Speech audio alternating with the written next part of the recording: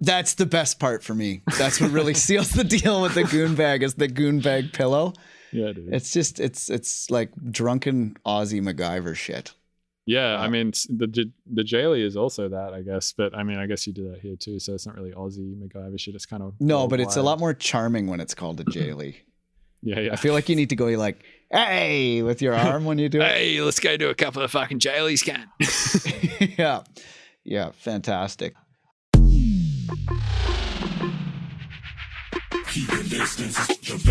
Welcome to the Mr. Bill podcast. I'm Anand Harsh, editor-in-chief of TheUnst.com, Bill's manager and anxious chauffeur. The podcast is back in full swing after the Phantasmagoria hiatus. Please keep listening to the album and sharing it with your friends. We've got some incredible remixes on their way from outstanding artists of Bill's ilk. I'll tell you more about that soon. Today's guest is ill.Gates, a longtime friend and collaborator of Bill's. The guys talk about eating kangaroos and production tips. What else do you think they talk about? ill.Gates is in the midst of his massive Run the Arrival tour. It's ranging all over the country and into Canada. And the guys actually have a Mr. Bill Gates set at Otherworld in Ohio on November 20th. If you're a Patreon member, you're getting the show a week early. Thanks for all your support. We appreciate you hanging in there, and we'll get some cool perks up there soon. Bill's doing an IDM set and Kill Bill set in St. Louis this weekend. The Saturday show is sold out, and Friday is well on its way. At the end of the month, Bill hits Nightmare Festival, Freaky Deaky in Houston, and then LA on Halloween proper. The first and third shows of the weekend are Kill Bill dates, and the middle date in Texas is a back-to-back set with Freddie Todd. Finally, head over to MrBillsTunes.com to sign up to become a hardcore Ableton-ear. This is how you become better at making electronic music, period. That's all for me. Enjoy Bill's chat with ill.Gates. Oh yeah, and it's like 2.5 hours long, so enjoy this double dose. The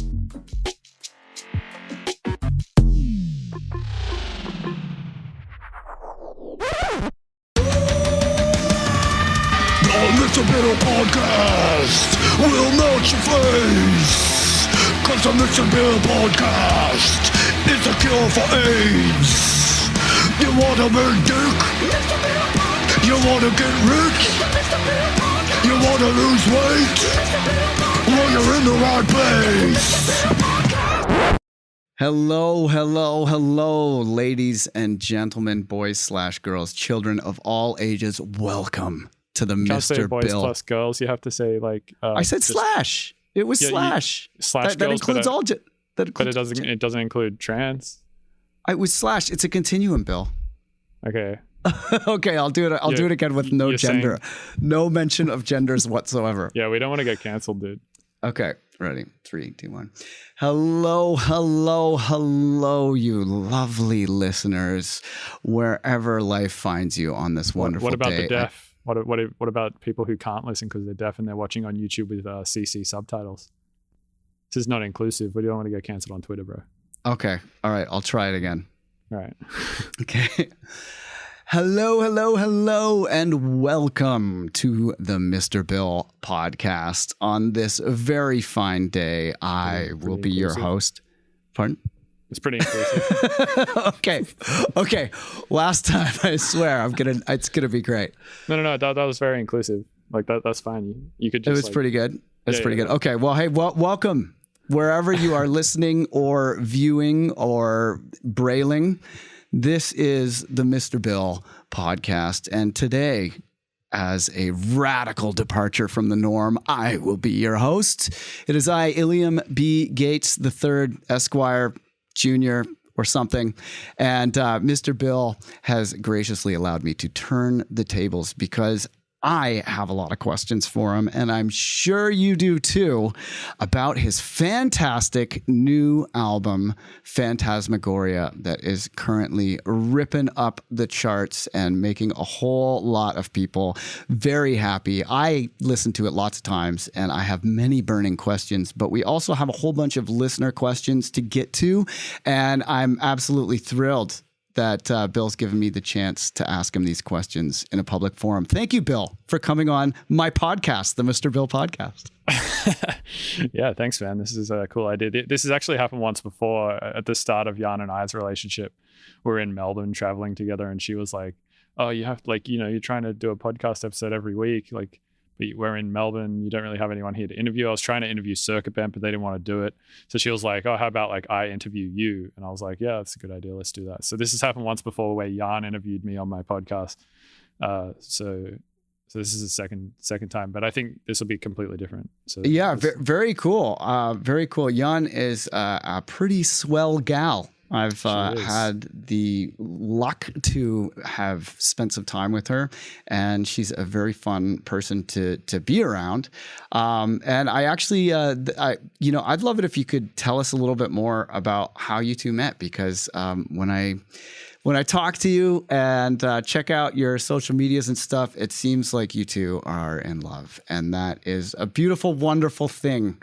So I was hoping that before we get into music, you could just tell us a little bit about how you two met and fell in love, because that's awesome.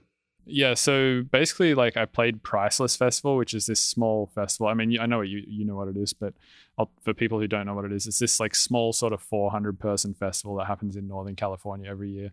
At Belden Town, which is this like weird little, I guess it's like a river, and alongside the river runs like a bunch of cabins and shit. And it's an old gold rush town that was a ghost town and was resuscitated as a music festival and party town. Yeah, so now it's just like this thing where people have parties all the time.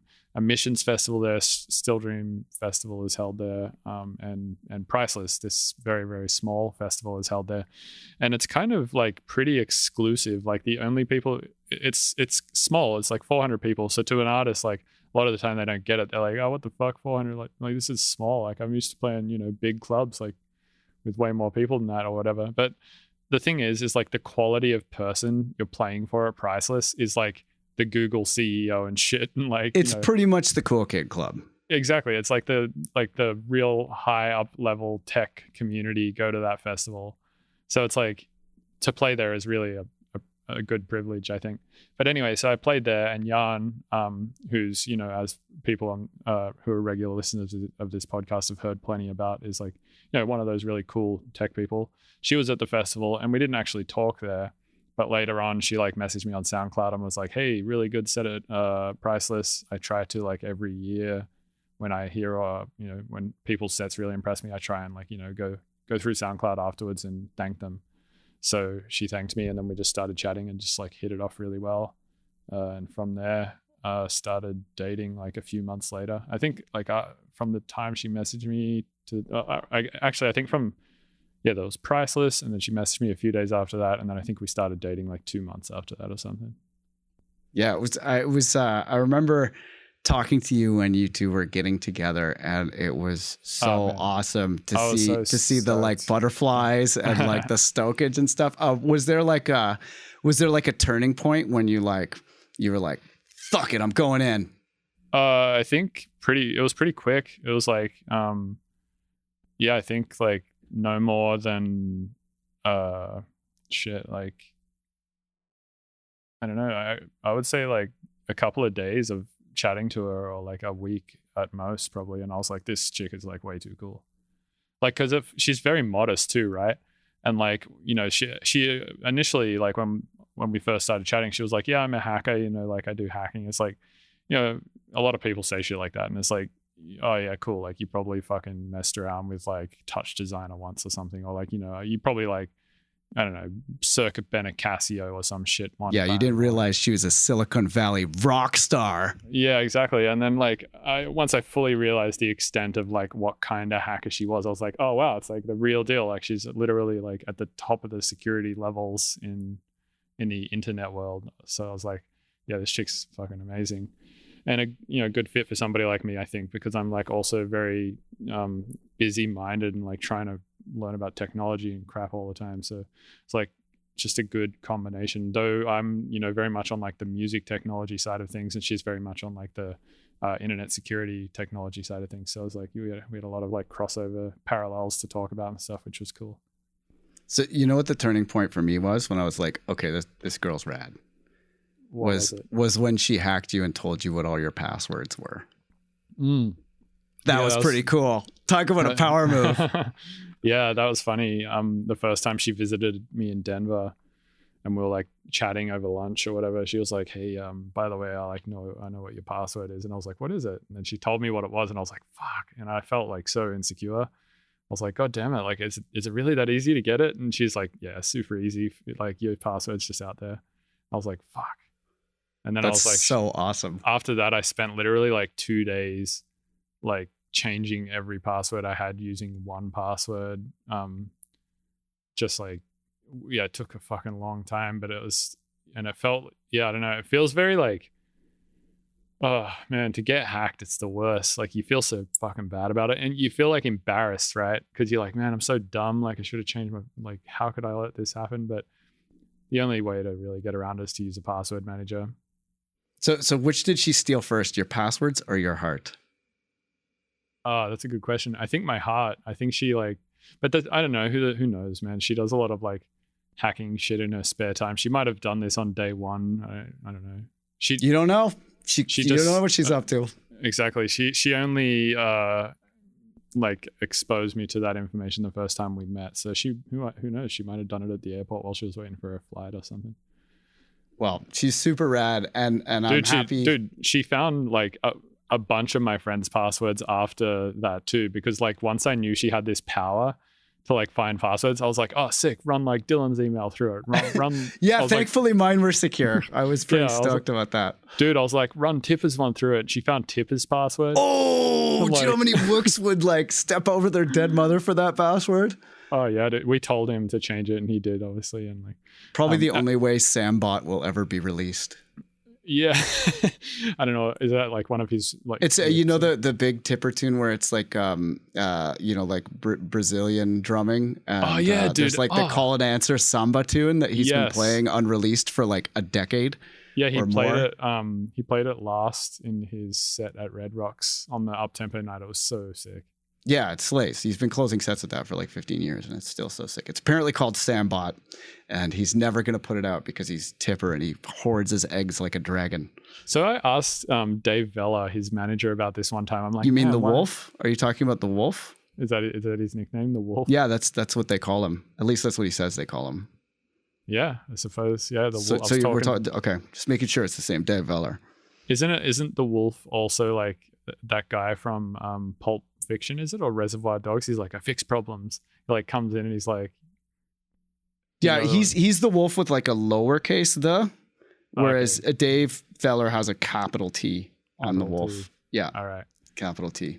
Yeah, so I was chatting with the Wolf, and I was like, dude, why does Tipper not put out like any of this really sick shit? Like, I have one specific tune of his that I really like, and I like it so much that I filmed it when I saw him play it. Like, he played it once at a show, and I was like, what is this tune? It's so good. And then I saw him play. I've seen him play like a bunch of times now. And then I saw him again play at Sonic Bloom, I think it was. And I was like, what the fuck is this tune? I was like, and I like got my phone out and recorded it. And then I like, to ask him what it was, I figured out how to make like a couple of the sounds in it, and was like, what's the song that has these sounds in it? And he was like, oh, it's called Ruse. And then over the years, I've like managed to get him to send that to me, which is like fucking awesome. Whoa! Though I asked when he was playing that tune again at Resonance Festival, and I was like, dude, this tune is like so good. It's like it's like my favorite fucking tune ever, and like the sound design is so good, and everything about it is just fucking amazing. Why does he not put it out? And the Wolf, aka Dave Vella, was like, because if he puts it out, he'll make $6,000. If he doesn't put it out, he'll come and play it here and make 6 figures. So he's like, that's why he doesn't do it. It's a fair point. Yeah, it is a fair point. It's good economics to not put it out. But who else does that work for, right? Like, other than Tipper? I mean, I have like a whole bunch of tracks that will never ever come out. But what's the reason for them not? So right. For my live show, so like my live show right now is like entirely unreleased tunes, pretty much because I sit on them.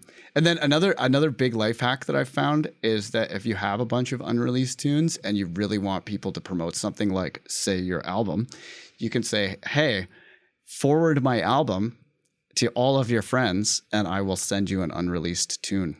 And you can bribe people to promote your music. It works great. That's a good hack. Should use that one sometime. Yeah. I mean, I know you've got tons of unreleased tunes. I do, but they're like kind of the only reason they're unreleased is because they're not finished. Like I pretty much put most shit out that I finish, if it's like, you know, good. And depending on what genre it is, I'll put it out like under different projects and stuff.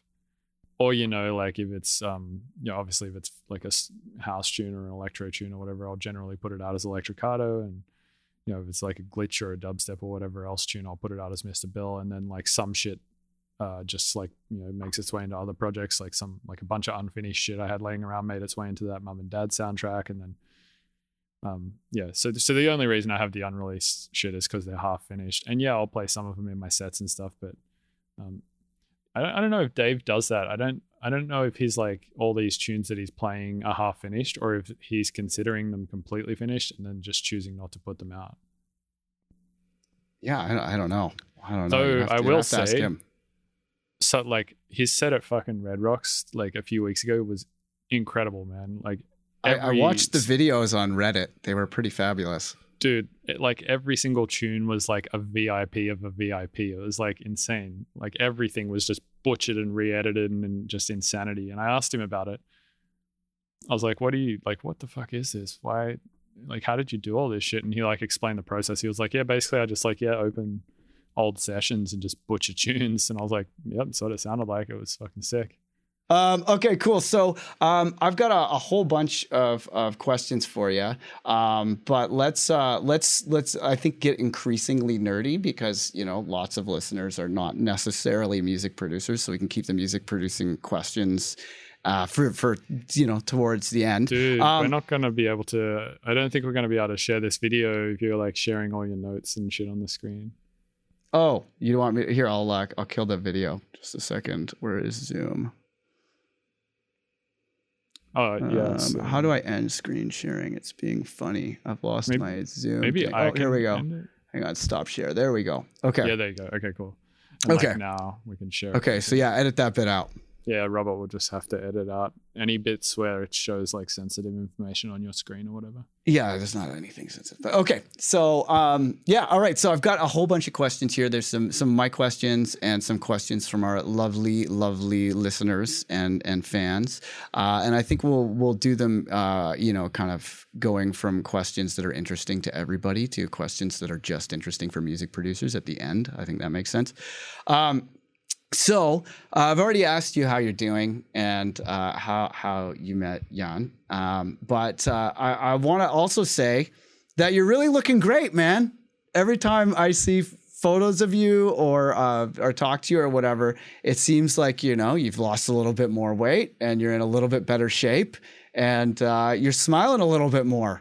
So I was hoping that you could tell us a little bit about what your secret is. Yeah, so I guess I just developed some different habits through quarantine, more of which involved eating at regular times during the day instead of sort of just like snacking all the time, and took up some more hobbies, which were kind of like pretty exercise intensive, like mountain biking. I fell in love with mountain biking and started doing that like a couple of times a week. At first it was like every day. And then it like kind of fell off for a bit. And now I go like maybe I try to do it twice a week at least, like on Saturdays and Sundays if I'm around, not out for a show. I should probably because I remember you were hitting the gym an awful lot before. Did you switch gym for mountain biking when quarantine happened? Pretty much. And now like I don't ever go to the gym. I just mountain bike and rock climb. That's like my two things now. And I just got into rock climbing. I probably would have got into rock climbing a lot earlier after moving to San Francisco because it's like a huge thing in the tech community here. People say it's like the golf of the tech community, because like every techie for some reason rock climbs. So I got into that recently, and that's been like really good for improving forearm strength because like you're hanging on to shit and like that just you get these ripped forearms out of it. Nice. And yeah, it's pretty good cardio too, actually, because you know using all of your energy to hang on to some shit is like can wear you out pretty quick. Do you grip your mouse with like a vice-like strength now? Does it help? Help you produce? I've broken like 6 mouses since I started rock climbing. I just like go to grab it and just. Yeah. So honestly, that has a lot to do with it. I think is like just developing these different habits. My lifestyle changed a lot through quarantine. I think my lifestyle before quarantine was shit. It was like essentially snacking, which is really bad because you don't know how many calories you're eating. I mean, you end up eating like fucking way more probably. I was drinking a lot. I gave up drinking.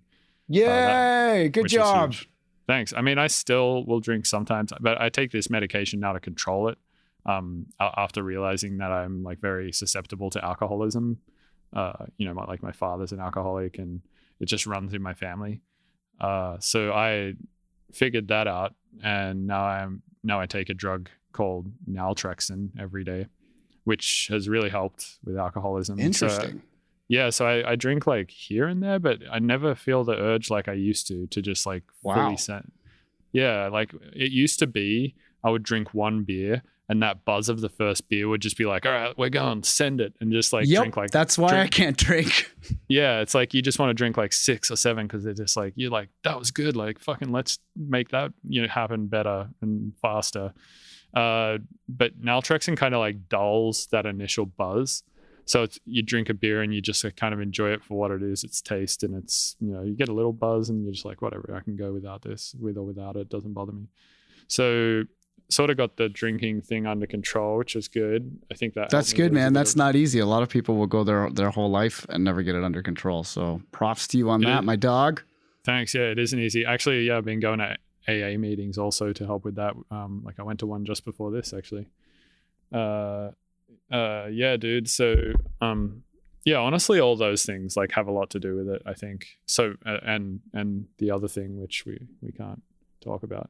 Cool. Well, hey, there was actually a listener question about eating. There's a couple listener questions about food. So I think there's a nice segue to our food questions. So one of our listeners wanted to know what you like to eat for breakfast. Dude, it's actually like always almost the same thing. I make a smoothie which contains frozen berries. Actually, I have an Amazon order showing up in like 40 minutes, so I can do this again tomorrow. Because I ran out of stuff this morning and I was all pissed off about it. I was like, God damn it, I can't do my smoothie. But like, it's like frozen berries, banana, yogurt, almond milk. It's coconut yogurt too. Because like Sick. Really, yeah, I pretty much like cut dairy out as well. Yeah, most people can't do dairy, especially as you get like over 30. It's not that I like wanted to cut it out for the reasons of like allergies or anything. I just cut it out because it's less calories. And honestly, to me, it's kind of the same thing. Like if I'm drinking an almond milk smoothie versus like a cow milk smoothie, I don't feel like I'm missing anything with the almond milk, but I am missing like 200 calories or something like that if I don't use cow milk. Damn, milk has that many calories? See, I've never been able to do dairy, so I don't know these things. Yeah, milk has a shitload of calories. If you just like kind of find things in your diet that have like all these extra calories, you can just like kind of find substitutes for shit and be like, cool, I can make the exact same thing, feel like I'm not missing anything, and have like hundreds and hundreds of less calories that I'm consuming each day and feel just as full. That's awesome. Yeah. So anyway, so I do, those 4 items I mentioned, plus PB2, which is a form of peanut butter, which again, it's way less calories than normal peanut butter. It's like a powdered version of peanut butter. Cool. And to turn it into peanut butter, you mix it with water if you want to turn it into peanut butter. But I just put it in the smoothie and it just gives a peanut buttered flavor. And I think like 2 tablespoons of that is like, 20 calories or something. Whereas 2 tablespoons of regular peanut. Tons of calories in any nut. Yeah, 2 tablespoons of peanut butter is like fucking 300 calories or something versus 2 tablespoons of this other shit is like 30. That's awesome. Yeah, so that, and then a little bit of soy protein. Again, soy protein, way less calories than whey protein. And I'm also like kind of trying to be vegetarian, vegan, more like vegan-ish if I can. Hey, I mean, we're all going to have to be vegan soon when the climate collapse comes. Yeah. Start eating crickets. How do you feel about eating crickets? So I had the chance to do that once in Mexico and I didn't do it. So that if I got the chance to again, they were chili crickets too. It was like they were selling them on the side of the street in these. I've had those. They're pretty good. I can tell you they're actually pretty good. Are they? Yeah. Yeah. It seems gross, but they just taste like a crunchy, salty chili snack. Yeah, I mean, if I could get over the idea of it being a cricket, I think it'd probably be fine. But I was just like, at the time, I was like, nah, probably not gonna do that right now. Yeah, it definitely seems gross at first, but Yeah, you know. I'll do it one day. But anyway, yeah, I can't make a good ethical reason to eat meat. I read this book, or actually listened to, like, I didn't actually even finish it, and maybe become vegan. I listened to like half the audiobook Eating Animals by John Safran. And yeah, dude, it's like an instant, if you don't become a vegan after that shit, like you're just an ethical monster and a dumbass, basically. Yeah, I saw half of that film Earthlings, and Ethical monster, moral monster. Yeah, So, yeah. The film Earthlings was like that too. I couldn't even finish watching it. It was just brutal. what is the film Earthlings? It's about like humans' relationship with animals, and there's a section about, well, a lot of it is about industrial capitalism's relationship with animals, and it's pretty rough stuff. Definitely don't watch it while you're eating. It's a documentary. It's not a film. Yeah, it's like a famous documentary that's famously converted many people to veganism. Yeah, there was that other one on Netflix recently too, because a lot of people who get converted to vegetarianism can still somehow justify eating fish, and they're like what you call because of that Nirvana song. Just blame Chris Cobain. It's Cobain, okay to eat fish because they don't have any feelings. Yeah. So that Netflix documentary came out, Seaspiracy. Yeah. And I watched that shit, and like now I'm like, well, I can't do tuna either. And then I started just being like, Jan actually read a bunch of books about dieting recently, because she just got like super obsessed with it for some reason. Because she was just like, oh yeah, I really want to like, read a bunch of diet books and just like figure out what the most optimal shit is to eat for like energy and health. And blood type actually has a little bit to do with it too. Like a lot of times when people are blood type O, for example, which is like the most old school blood type, I've heard, I just may be wildly incorrect. It's also like the rarest one, isn't it? Yeah, it's very rare, but I've often heard that people who have type O blood have trouble with a vegan or vegetarian diet. But I might be wildly incorrect. I have never Googled this. Yeah, that might be true. I know there's definitely like a small subset of people who probably can't do a fully vegan diet healthily, and I'm sure there's like a very small subset of people who can't eat meat healthily or something. But those cases are probably so rare that like definitely if we just kept eating meat to those people or whatever, it'd probably be fine. But anyway, she like read a bunch of books about diet, and she came to the conclusion that after doing all of this research, that basically plant-based diets are superior in like almost every way, and they're way better for the planet. So I was like, all right, I trust you. You're pretty fucking smart. And like, you just did all this research. So now I don't have to do the research. So I'm just going to trust you on this one. Have you guys got a juicer yet? We don't have a juicer, but we have a smoothie, like a blender. Dude, I never really got into the juices or the juicing. It's one of the best ways to consume like huge amounts of greens. Yeah, I know people like put ginger in them and shit. I always find them to be like way too bitter or something. Yeah, you got to kind of like get some celery or a cucumber in there or something to kind of like smooth them out. But if you really want to go all the way with the veganism and the health thing, all the people I know who are like in their 50s and 60s and still look like they're like 40 and go out to parties and enjoy their lives, a lot of them are like hardcore like raw vegan diets, and they juice. But yeah, I know a few people in the Burning Man community who are like that, and I'm like, how are you a superhuman? And they're like, raw vegan diet and juicing mass amounts of greens all the time. And they'll be hanging out like, well, everybody will be after partying, and they'll be like sober, hanging out till 4 a.m. with tons of energy, looking like 10 plus years younger than they look. A lot of those people, raw vegan diet. Yeah, dude, it's fucking crazy. Like if you want to improve your physical health, food's a fucking really good place to start. It's like the most important thing to do to change. I think if you want to, like, I think honestly, food is like 80% of it. I think exercise is like 20% of it. Yeah, well, especially for they always say like you if you want to get stronger, you go to the gym, and if you want to lose weight, you go to the kitchen. It's like Yeah, totally. Absolutely, man. Yeah, you definitely don't lose weight. Like I fucking was going to this thing called Camp Gladiator for like 2 years straight. Whoa, that sounds hardcore. It is hardcore. It's like really brutal, man. It's like outside with like heavy ass like 35 or 40 pound dumbbells, and you're going like hard for an hour straight. It's basically like CrossFit but with dumbbells, and you're outside and doing sprints and fucking bear crawls and all sorts of crazy shit. And I was doing that for like 2 years straight, but at the same time I was like eating, whatever the fuck, like at airports and whatever the fuck at home, and snacking all the time, and I was drinking every day, and I lost no weight in 2 years. And then during quarantine, as basically for a lot of it, at the start of it, I wasn't working out at all, but I just pretty much stopped eating and just was drinking Soylent. I lost a shitload of weight. I was like, maybe there's something to this food thing.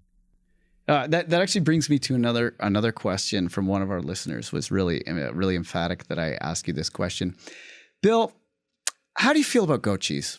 Goat cheese? Oh, so I don't really eat it that much. Like I said, I'm trying to be vegan, but there was, for a while, I went through this phase after going to Restaurant Depot once and just seeing this really interesting looking blueberry goat cheese.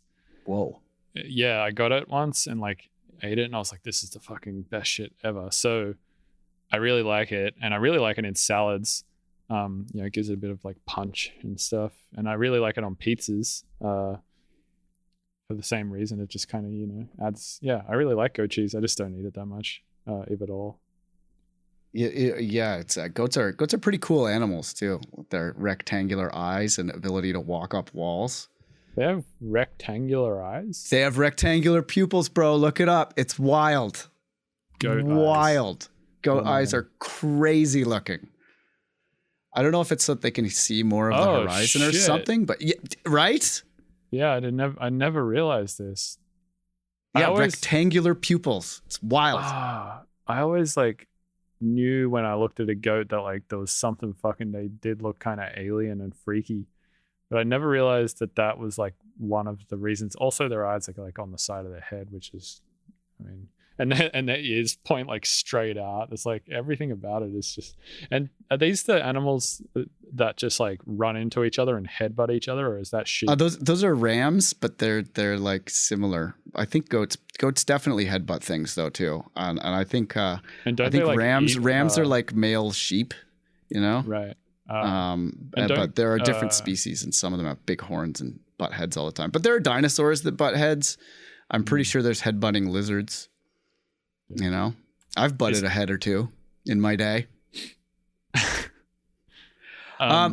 Goats also can definitely walk up some crazy shit. I've seen mountain goats like on the side of some pretty unwalkable looking stuff, and it's just like how is an animal that looks like that undynamic walking up the side of a hill like that? Yeah, it doesn't make a lot of sense. Maybe their feet just are somehow kind of like spikes, and they're just like tent pegging their way into the side of the hill or something, kind of like an ice pick or something. I mean, they also might be interdimensional creatures. It's often been speculated that they are interdimensional. Oh yeah, if you look at their feet, dude, they basically have like these two pincers, so they're just like digging their way in, I think, and that's how they're able to. Yeah, I bet if I had like two giant spikes on my shoes, I could do the shit they do, maybe. And you have been practicing with the rock climbing. Yeah, like if I had two gloves that had like two pincers on them and two shoes that had two big pincers on them, I'm pretty sure I could like knuckle my way up a hill or whatever. I bet you someone in San Francisco has come up with goat-based rock climbing footwear. Yeah, potentially. Yeah. I mean, there's such a thing in rock climbing as like the spectrum of your shoe goes from non-aggressive to very aggressive. And aggressive is like how curved the shoe is. And essentially on the very aggressive end, your foot kind of like gets curved into this really uncomfortable position and turns into like a little talon. So yeah, I'm sure someone's probably gone the extra mile like there. Like ballet. Sure. But like climbing. Yeah, I use a non-aggressive shoe because I'm not that hardcore about it, and I don't want to fucking destroy my feet, and I just can't deal with it. It feels really uncomfortable. Word. Okay, well, let's move on from lifestyle and start talking about music, because I gotta say, That new record is mighty nice. It's mighty nice. So I want to start with the creative questions, and then we'll get into the technical questions later. But let's just talk about like the big picture at first. So, when you can you tell us a little bit about how the album took shape? Did you have a concept in advance, or did you kind of just feel it out and let it go, or did you know it was going to be Phantasmagoria? No, yeah, I was just writing a bunch of tunes during quarantine, whenever I felt like it, and I actually had a chat with Hero Bust about this, and he kind of has the same process. He like just works on music, and then he's like, this set of tunes feels like a family, and this set of tunes feels like a family. And that was kind of how this one happened. It's the way that all my albums basically have happened, is like you eventually, like Apophenia happened this way too. I was in India in a hotel room, and I was just like sitting around like bored and just like clicking through all my demos, and I was like, oh wait, like if I just finished all these, that would make like a sick IDM album. And then that's how Apophenia happened. And then the Phantasmagoria one, like I finished like 2 or 3 tunes, and then I was like, oh man, these 3 tunes, like they sound pretty sick. And then I was like, maybe I could actually have a few tunes that kind of have similar either styles of production or similar types of vibes, or like similar kind, like I kind of put them on par as these other tunes that I think are like that are pretty good. And then I had 6 or 7 tunes that I was like, oh, these are like fucking really good tunes, I think. And then I had 9 tunes, and I was like, oh man, these 9 are good. And yeah, eventually it just like happened, and I was like, oh cool, it's an album now. And then I actually had way more tunes this time. Usually I have not enough tunes, and I end up just like pinning a couple of interludes or some shit in there to try and turn it into like a long enough album. This time I had like 35 tunes, and I pared it down to 15. Wow. So I have, and the other like 20 or so are not like finished or whatever. They're just like whips, but they're ones that I decided like not to invest energy into, versus the 15 that I did decide to invest energy into. Cool. So the only one that I recall from before the album was the Not Bad tune. Is that the oldest one, or which? There were a lot of people wanted to know which was the oldest song on the album. That's a good question. Let's see. So I remember Not Dead doing great in our 2019 Mr. Bill Gates sets. That, went over swimmingly. Yeah, it has to be that one, because I made that one in 2017 in Ben Cantle, aka Encanti, aka Zebler Encanti Experiences apartment in Spain, when I was doing when I was teaching for him at Berkeley. That was cool, man. Like just getting away from America for a bit and like being uninvested from this scene for a little while was kind of sick. I got to write I was just writing a bunch of this like groovy kind of shit there. I have another tune that's kind of very similar that didn't make it onto the album, but probably should have. That's called Thwant, and it's called Thwant because it sounds like that. It's like goes Thwant, nice, and like has this very weird like rolling over itself groove. And very cool. Very cool. So I sorry, I didn't mean to cut you off there. Did you have anything else to add? No. The answer is that is the oldest one. Yeah. Okay, cool. So that brings me naturally to another question, which was how you feel that your time in America has influenced your music, and whether you write different kinds of music in America or outside your America.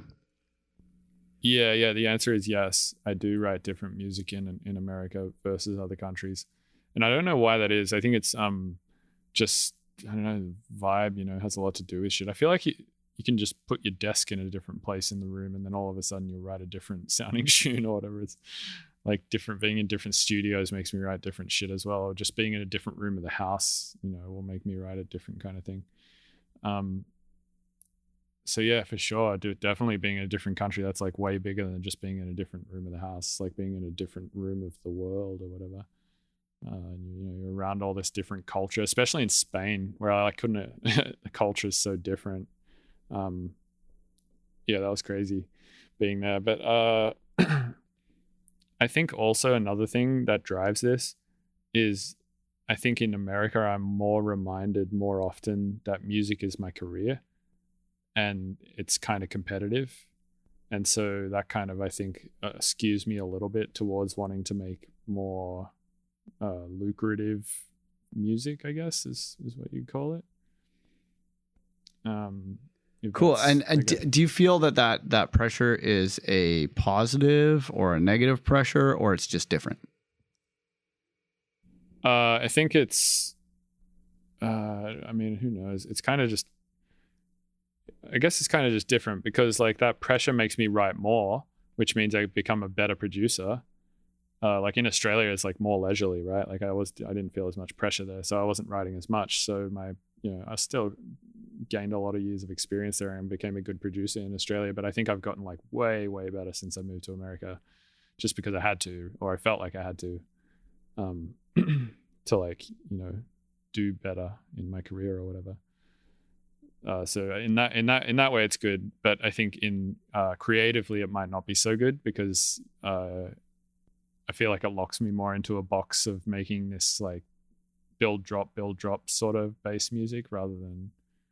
Yeah, I remember when we were first working together, you had a very anti-drop mentality, and I remember when we were working on Slumberless, and I suggested that we put a down tempo drop in the second half of the song. You were kind of categorically opposed to the idea of doing a drop, and I remember you went to bed because we were on very different sleep schedules, and I snuck that drop in there, and then when you came up, you were like, "Oh yeah, okay, I see what you meant now. That's okay." I think that's because we made it in like 2016 or something, and at the time, like just everyone was making like bro step or something. So like when you said drop, I was like, oh, you just mean like screechy massive basses and shit, and I don't want that. Fuck that. I think I just had the wrong idea of what you meant by drop, probably. Well, because I noticed that your music has evolved a lot in the past 4 years, especially, and I feel like you've kind of made your peace with making music for others rather than just pursuing your own creative ends. And I actually kind of feel that the pressure to make more commercial music, as you put it, from being in America, has actually manifested as you writing music that is more digestible for an audience, and especially a dance audience. Like I feel like the dance moves that were inspired by the kind of like virtuosity overload style of earlier Mr. Bill were more of like a kind of horizontal sort of a dance move where you're like kind of swimming in this sea of glitchy kind of IDM sounds, whereas now you've been able to kind of like simplify things a bit, especially rhythmically, and you've got more of that like vertical bounce in your music. And I feel like you've really kind of found a balance between your own creative needs and the needs of the audience. And I was hoping you could tell us a little bit more about how that kind of evolved. Yeah, Martin Haywire put this well, I think, when I was talking to him about this one day, where he was like, I'm not really an emotionally strong enough person to make music just for myself, but I'm also not like so egotistical or whatever that I would just make it for, no, I'm not so like insecure that I would just make it for other people either. And I feel like, yeah, that's kind of where I'm at with stuff. I'm not like so self-centered and so egotistical these days. I feel like that I'm making music just for me, and like, yeah, I definitely want other people to listen to it. And I mean, that's kind of just releasing it and putting it out, and like having other people enjoy it and listen to it is like just as much. It's like the other half of the process to writing it, I feel like, because if you're just writing it for yourself, I mean, then you're done at the point that you do any decision, right? Because does that make sense? It's like as soon as you do anything, it's done because you just did it, and like you did it for yourself. And if it's purely for yourself, you could stop at any point and just call it finished, right? But like if you're doing it for somebody else, then you have to like polish it all up and make it presentable and serve it up in such a way that they're going to get it on like the first listen and all sorts of shit. I don't know. That's a hard thought to explain, or a hard concept that I'm thinking of, I think. Yeah, I mean, it carried to the furthest extreme. there's not really any need to complete anything, or like a completion just becomes so abstract and malleable that it doesn't really make sense as a finished product anymore. I get that point. If it's completely for yourself, yeah, right. Like, because and I think maybe people who just sit around doing modular stuff are kind of like that. I was about to bring that up. Yeah, the real purists like won't even record their modular things and stuff because they're just like, no, it's like just an in the moment thing. And they also don't really release much music, so yes, never have so many use so much to say so little. Yeah, exactly. That's kind of that's a good saying. So let's talk a little bit about modular, because you at one point had a pretty fantastic and enviable collection of Eurorack modules, and as I look around the shot that I see in the background, I notice a pretty marked lack of hardware equipment. Can you tell us a little bit about what brought on that shift? Yeah, man, I just wanted to like have a minimal setup. I was like, honestly, I'm not using the modules that much. Like I use them literally like, I used them like once in the last year or something like that. And I moved into like a pretty small apartment. Like the apartment's like 750 square feet. So I kind of needed the space. And at the same time, I was like, this is literally like 10 grand just sitting here. If I just like put in a little bit of effort to buy some boxes and some bubble wrap and post some pictures on Reverb, like I could make 10 grand in like a couple of weeks of effort, which I did. So yeah, I don't know. It just felt like the move, just having 10 grand sitting there that I wasn't using, that was just taking up space and all sorts of shit.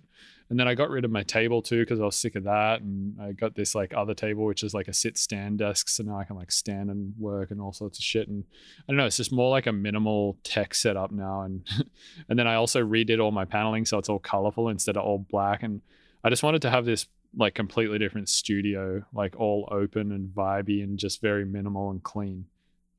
Cool. And I feel like, it's really nice. I mean, so my work now is completely in the box. Though when I do walk into a studio with tons of toys now, I get kind of excited and want to like play with all the toys.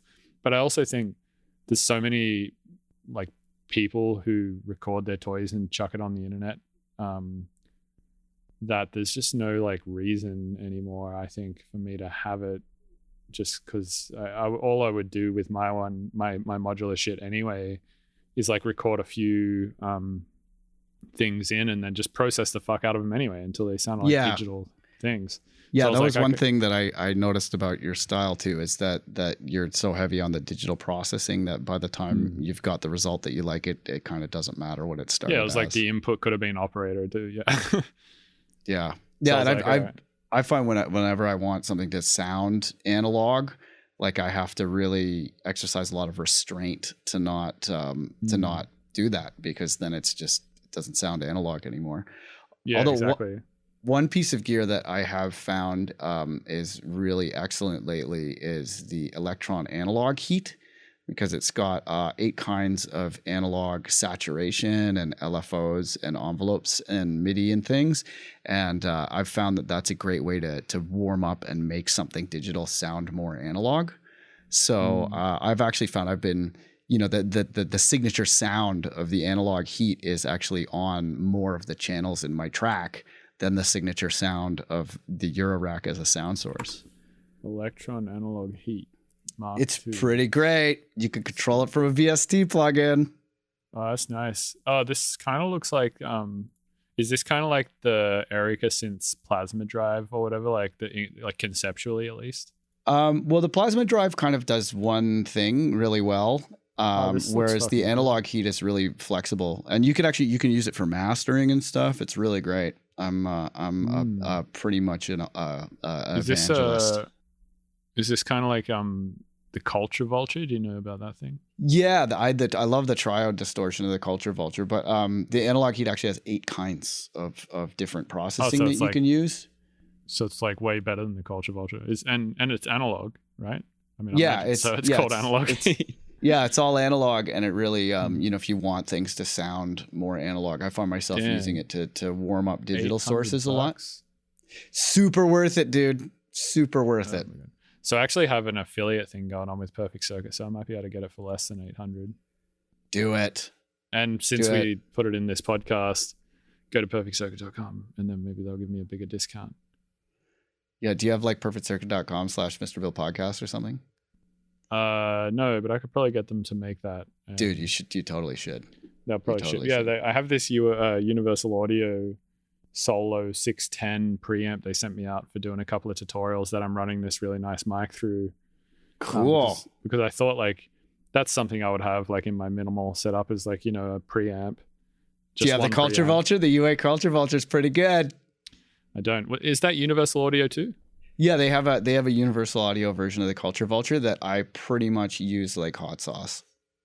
Oh, right. I don't use UAD plug. You should ask them nice. Sound cards. Say pretty please with a cherry on top. I use but I wouldn't be able to run the VST though because I don't have the Universal Audio hardware, right? Well, you can do it on the Solo. It has some UAD chips in it. Yep, I believe so. It's the same chip you're running your preamp on. Right, but I mean the preamp isn't an interface; it's just a box with. Yeah, but that's where the chips live. Really? There's chips in there. Yeah, you should be able to run some UA plugins in there. UAD Solo 610. That's crazy. I had no idea. Preamp, mic DI. Yeah, if you're running any UA plugins on your preamp, like if you're running like a 610 or whatever, that's running on the chips in the UA card. Yeah, I'm a huge UA fan. I love them. Dude, this thing doesn't even have a USB input on it though. Like it just has a mic input and an output. Like, yeah, that's fine. You don't have to bust it out. You can just instantiate the plugin in your computer and the processing happens on your sound card. It's not a sound card. My sound card's an RME. This is a preamp only. Oh, you got the actual analog hardware preamp. Yeah, exactly. Oh, wow. That was nice of them. Those things are not cheap. This one's not bad. Well, actually, it's now I'm looking at it. It's $1,100, but yeah, they're pretty spiffy. They're pretty spiffy. Wow, lucky you. Well, see, that's what I was saying. And even still, it's like I've got it cranked up all the way it can possibly go. I have it set on all the settings that Universal Audio recommends. I'm running the Shure SM51B or whatever, like the Joe Rogan microphone through it into like my RME, which is like a super nice sound card. And I still like can't figure out for the life of me how to get like a nice, clean, level signal. And my podcast editor just like endlessly complains about it. And I'm like, dude, I've tried everything. I don't know what to do. This is the signal you get. It's like thousands and thousands of dollars worth of gear and like I don't know. Well, I mean, a lot of it probably has to do with like proximity too. Yeah, I think I have like a quiet voice, honestly, and like maybe if I talk more directly into it or something. Yeah, see, that sounds way different than when you were pointing your head around. Yeah, true. Maybe I just need to like. You need to just hunch in there. Yeah, just hunch right in there. Oh, now I got the standing desk actually here. See, look, I can just raise it. Whoa! I feel like I'm getting taller watching this video. That's awesome. Yeah, I can just raise this exactly where it needs to be. There we go. Oh yeah, that's a pretty great audio difference. Actually, it sounds pretty nice. Nice. Yeah, let me look at my Audacity signal. Oh, dude, you're about to lay me down by the fire with that mic proximity. Yeah, baby. Oh, in a world. Awesome. Yeah, dude. This awesome. Is some radio announcer shit going on right here. Cool. Okay, so let's talk a little bit about the creative process a little bit more. I find every album I learn not just technical things, but I also learn things about creativity and about the creative process. And I was wondering if during the creation of Phantasmagoria, you learned anything about the creative process or about your relationship to creativity that you'd care to share with us. Oh, dude, so much.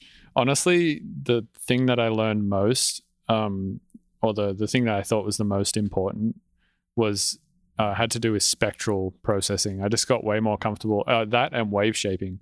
First of all, that video you shared about wave shaping. That was Wave Shaper. Oh my God. Yeah, super helpful. So I did a few tutorials that had some Melda shit in it, but it was all just Melda shit from the free bundle. Wave Shaper is number one in the free bundle. You don't get the Dude, multi-band, yeah. but you get it, and it's the top one when you browse on their page. Yeah, it's so good. I did a tutorial about M Recorder, and then I did another tutorial about I want to say like, I don't know, some other Melder plugin.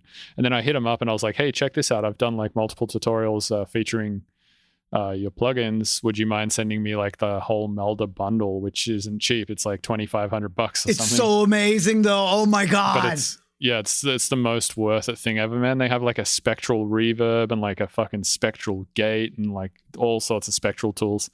Have you messed with M Drummer yet? I love it. Not yet. Oh, it's so good. You can make drum breaks with it and stuff, with all these really, really extensive libraries of multi-sampled drum kits, and it has this like way of like playing the MIDI where you can specify the main beats, and then all the little ghost notes and stuff will like kind of change as the pattern iterates and stuff. Like there's some like randomness to the ghost notes and everything that just sounds super like just natural and flowing. And yeah, I love M Drummer. I've been using it a lot on my recent drum and bass tracks, and it's been fabulous. Nice. Yeah, I should check it out. I mean, it's just so overwhelming, right? There's so much shit in there to check out. It's kind of all you need. It's like the Kilohertz bundle too. There's so much shit going on there, especially in Phase Plant. And then when you crack out like Snap Heap and Multi-Pass and shit, these like bundle fucking companies that just for some reason are able to crank out like 1,000 plugins. Like Waves as well, man. Like if you get the Waves bundle, that you game so over, much man. stuff in there. Yeah, but the Melda crazy. stuff, it's pretty much like mostly that one coder. It's kind of like FL Studio, where there's just like one main person. I mean, I'm sure there's like a big team as well, but it really seems to be, Wojtek is the main. I believe his name's Wojtek. Is the main coder. Do you know where he's from? from? Heavy lifting. I know it's somewhere in Europe, I think, but I don't know if he lives in America now or not. But I get emails from them at European seeming times. So okay, yeah, cool. But yeah, their Melda stuff is amazing. You actually turned me on to them, and I've been diving deep. Like, yeah, really cool. So what kind of spectral processing did you do on the album? Was it more for like effects or for mixing or? It was more for layering. So like, I got, I think the way that a lot of those rhythm kids and shit are getting their stuff sounding like very bright but not harsh is they're getting these spectral like smears and shit, and they're like layering it on top of stuff, and it kind of makes it sound a little bit like a bad MP3, but if you nail it, you're just adding this really like pristine, smeary spectral high end to everything, and it like just sounds really nice and clean. And I was just learn a lot about that, and also just like layering granular layers over everything. Actually, a big part of the process had to do with this kid named ill.Derp, who was 18 years old and just the most insane producer I've ever met, probably. That question is on our list. So how did you meet ill.Derp? Yeah, that was just through Discord one night. I was just like hanging out on Discord, and someone was just like sharing tunes around in the feedback channel, and I listened to it and I was like, this is fucking crazy. I was like, wait, you made this shit? And he's like, yep. And I was like, wait, can you send me some more shit? And then he sent me a bunch of shit. I was like, dude, what? Like, how are you unknown? This is crazy clean and like super well produced. What the fuck? And then he was like, oh yeah, and I also like made this Max plugin that like, resynthesizes your signals in real time. And like we had a call on Discord, and he just like told me all this shit, and I was like, holy fuck, man, you're like doing some crazy shit. Like he made this. Have you seen his Max for Live plugin? No, dude, so you know how you can resynthesize something into sine waves? Yes. It does it in real time. Like that is wild. Does it use your entire processor to do it? No, not really. It's like pretty lightweight. What? And he made it in Max for Live, and he's 18, and it's like, what the fuck? Like, how'd you get so smart so quick? Like, it's crazy. He's probably got this like painting in his basement that's like a 40-year-old version of him that sucks at producing. And then he's just like 18 and killer forever. Yeah, like some inspirations, just like, this is what's going to happen if you don't fucking work your ass off. Yeah. No, it's like the picture Dorian Gray. You ever read that book, Oscar Wilde, where the guy's got the painting and painting ages and he stays young? It's awesome. It's a great book. You should totally read it. It's like a little novella, and you can read it in like an afternoon. It's such a great book. how does this book go? It's like, so Oscar sits there and doesn't get older, but the painting it's called the Picture of Dorian Gray. And I just don't see how that could be written into like a whole story. It's amazing. There's like old timey opium dens and all kinds of seediness, and it's just great. Oscar Wilde's a great writer. I just don't read plays that much, but that book is a great book. You could read it in an afternoon. I couldn't put it down. I read it all in one go. It's awesome. Yeah, let me put it in my self-help folder here. You could probably find a free audiobook because it was written so long ago, and they probably have some famous actor reading it. Oh, dude, sweet. Yeah, let me. Fuck. Where should I write this down? I need like a. Here, I'll just text it to you. Yeah. Okay. Cool. I'll check it out. It's called The Picture of Dorian Gray. So I don't listen to a lot of I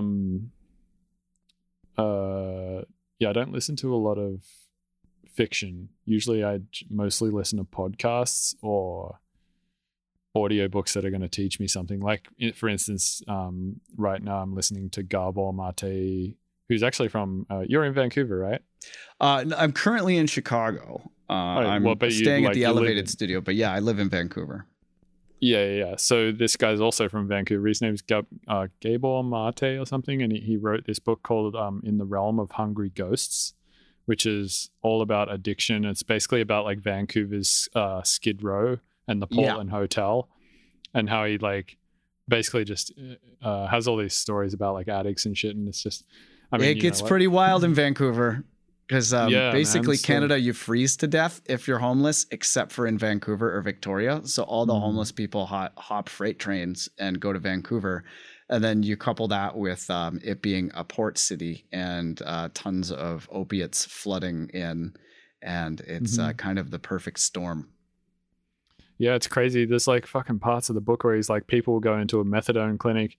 They'll drink their shot of methadone, and then like leave the methadone clinic but not have it swallowed, so it'll just be sitting in their mouth, like under their tongue or whatever, and then they'll spit it out into a packet, and then it gets resold on the street. So it's like people are injecting methadone that's like got other people's saliva in it. What could go wrong? Yeah, exactly. They all get HIV, and they like pretty much it's so sad. Yeah, if you go to East Hastings on Google Earth and you're zooming around there, I remember, I was doing it for shits and giggles because, it's like, I'll just be a voyeur and look at how awful things are. And I remember seeing like outside of one of the clinics, there's two people outside, like taking their gloves off after having obviously dealt with a death. And they're just like, their minds are blown. And they're just like on the steps of this clinic, just like coping. And I was like, oh, this got not fun really fast. Jesus Christ. Yeah, it's pretty hardcore. But that's only one small part of Vancouver. The rest of the city is lovely. Yeah. So, yeah, that's kind of where I'm at with books right now. So maybe I should switch to this Oscar Wilde thing for a minute. Yeah, it's a little bit more recreational. The other thing is, the other thing I listen to, which is also pretty fucking grim, is just the Sam Harris podcast mostly, which is just him talking about world problems with like, tech leaders and shit.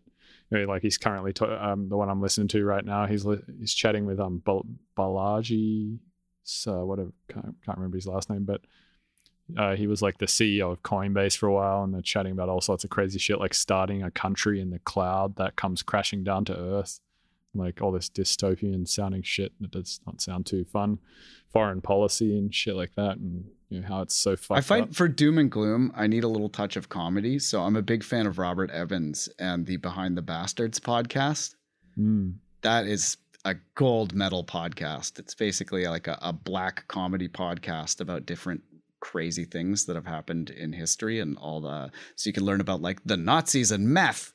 And yeah, wasn't Hitler a meth addict? Yes, and it all started because he had intestinal issues and could not stop farting.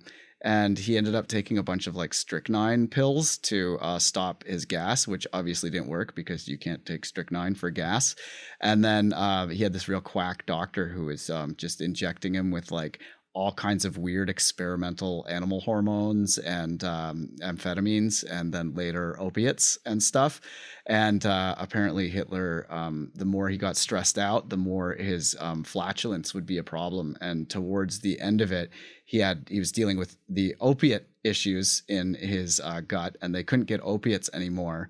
And then the stress and the fact that they were in a bunker, he was just farting horrible farts in the bunker. And all of the head Nazis, like while the Reich is crumbling, most of their journal entries are about Hitler's intestinal issues because they're trapped in a bunker with farting Hitler coming down off of heroin. I wonder if that's why he ended up eating the cyanide or whatever. He's just like stuck in this room or whatever with his own farts. He's like, bro, I fucking can't deal with the smell of this shit anymore. He's just like, eats cyanide. Yeah, it's a good podcast. I definitely highly recommend Behind the Bastards. It's a good one. Behind the Bastards. Yeah, let me write that down too. Yeah, it's a good time. It's a good time. And a little bit of sugar helps the medicine go down. You know, if you're gonna go bleak, you might as well have a chuckle while you're there. Okay, cool. So, how about what kinds of music are you listening to these days? Are there any artists other than Ellie Derp that are inspiring you, especially? Dude, so honestly, recently I haven't been listening to that much electronic music, but I've been listening to a bunch of.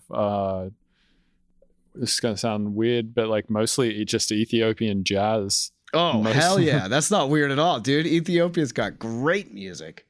Yeah, I've been mostly listening to this guy called Malatu Astatki, who's just fucking awesome. Cool. How do you spell that for our listeners out there? Malatu is spelt Mulatu, and Astatki is spelt Astatke. Okay, cool. Yeah, and then also Azimuth, Azymouth. They're from. I think they're actually just from maybe New York or something, but yeah, they're just kind of like jazzy and interesting, like, you know, Bella Fleck and Anna Mazzotti and John Hassel and Horace Andy and gotta love Horace Andy. Yeah, bad, not good. I'm just looking at this playlist of shit that I've put together here. Moon. I got to play a show with the Meters once. It was pretty awesome. Dude, sick. Yeah, so just that kind of shit, like Tom Allen, Tony Allen, Theo Parrish, Eska. Oh, Theo Parrish, also excellent. Andrew Ashong, just a bunch of this kind of shit. And then I don't know, the Spotify algorithm is just so damn good that it's just recommending me more and more of this kind of shit, and that's kind of what I've been listening to. Have you got a load of that Volume Cat? Yes, VOLJUM. Yeah, holy moly! Yeah, that Dayscapes EP is pretty nuts. Wow, yowza! Yeah, kind of like I'm like. I have like a bittersweet relationship with it because I'm like, damn, like some of these sections are so good, but then I'm like, but he just does it once and then like it's another section. I have to like go and do some like re. Well, now you know how we felt listening to early Mr. Bill. Oh yeah, true. Yeah, that section of I get it now. Yeah, I mean, there's certain sections of his where I'm like, shit, man, like you could turn like that right there is like the idea for the tune or an idea for a tune that could have been fleshed out into like a whole tune that would have been so sick. But yeah, he's obviously got a lot of ideas. You two should collab. I would be all over that if you collabed. I would be all over that. I'd be fucking down. Actually, I should ask him if he wants to do a remix for Phantasmagoria stuff or something. Yo, do it. Upvotes. Yeah, that EP was truly really amazing. Also, Ellie Derp, he just put out a new EP which is fucking crazy too. It's called Azimuth. Yeah, it's really. Is it spelt the same way as the Azimuth artist that you just listened, or is it a different spelling of Azimuth? I think it's a different spelling. It's let's see. Yeah, Azimuth. So okay. Instead of Y like the band, it's I like the actual word. Because what is azimuth? It's like the I think the angles between stars or something, or just the angles between anything. Yeah, it's definitely a measury science thing. Yeah, it's an angular measurement in a spherical coordinate system. So the vector from an observer to a point of interest is projected perpendicularly onto a reference plane. And so on and so forth. So yeah, I'm looking at an image here. So it's like there's the observer, and then there's the zenith, and then there's the star. Zenith is the top. Yeah, the Not to be zenith is confused the with the top. nadir. The nadir is the bottom, I believe. The Yep. opposite And of then the you've zenith. got the star, and then the altitude from the ground to the star, and then that point from the observer to the start of where you'd start measuring the altitude is the azimuth. Totally. That comes up all the time in my life. Yeah, all the time. Don't go around not knowing what that is, because you're gonna need to be like, so you go to the azimuth of 16th, and then and then the azimuth of 4th, and then take a left at the 3rd, and you'll be right there. It's a cool sounding word though. It is, yeah. Yeah, yeah. Hey, what are some of your favorite words? Oh shit. Man, remember I had that thing on my phone for a while? Yeah, that was we like, were vocabbing it up on tour. I know, and you were really good at it. Like, basically, the game was like, I would give you these words that this vocabulary, because I wanted my vocabulary to get better. Because I mean, I don't know, like sometimes you talk to some people and you're like, damn, like you have the words for things, like you know how to articulate shit, and it's really like, it's refreshing to hear like somebody express these thoughts so clearly, but also just like annoying, because I want to be able to do that. And also I've heard that people with larger vocabularies are generally like able to process their emotions better, because they have the words and shit to like reason better with them, you know, and logic their way through shit better and rationalize better. So yeah, that's why I was doing it. But anyway, the game was like, I would get it to generate words and be like, what's this word mean? And like, you'd have to tell me the meaning of the word. And you're pretty good at it. I'm actually, one of the ones that was memorable to me was flounce, which just means somebody's like being basically a dick in the green room. Like flouncing around, being like, ugh. Lately, I've been trying to work truculent into my vocabulary. It's when someone is like spoiling for a fight all the time. And I actually have a truculent property manager at my place. And she's the kind of person that you'd be like, nice day out, isn't it? And she'd be like, no, it isn't. It's like a belligerent.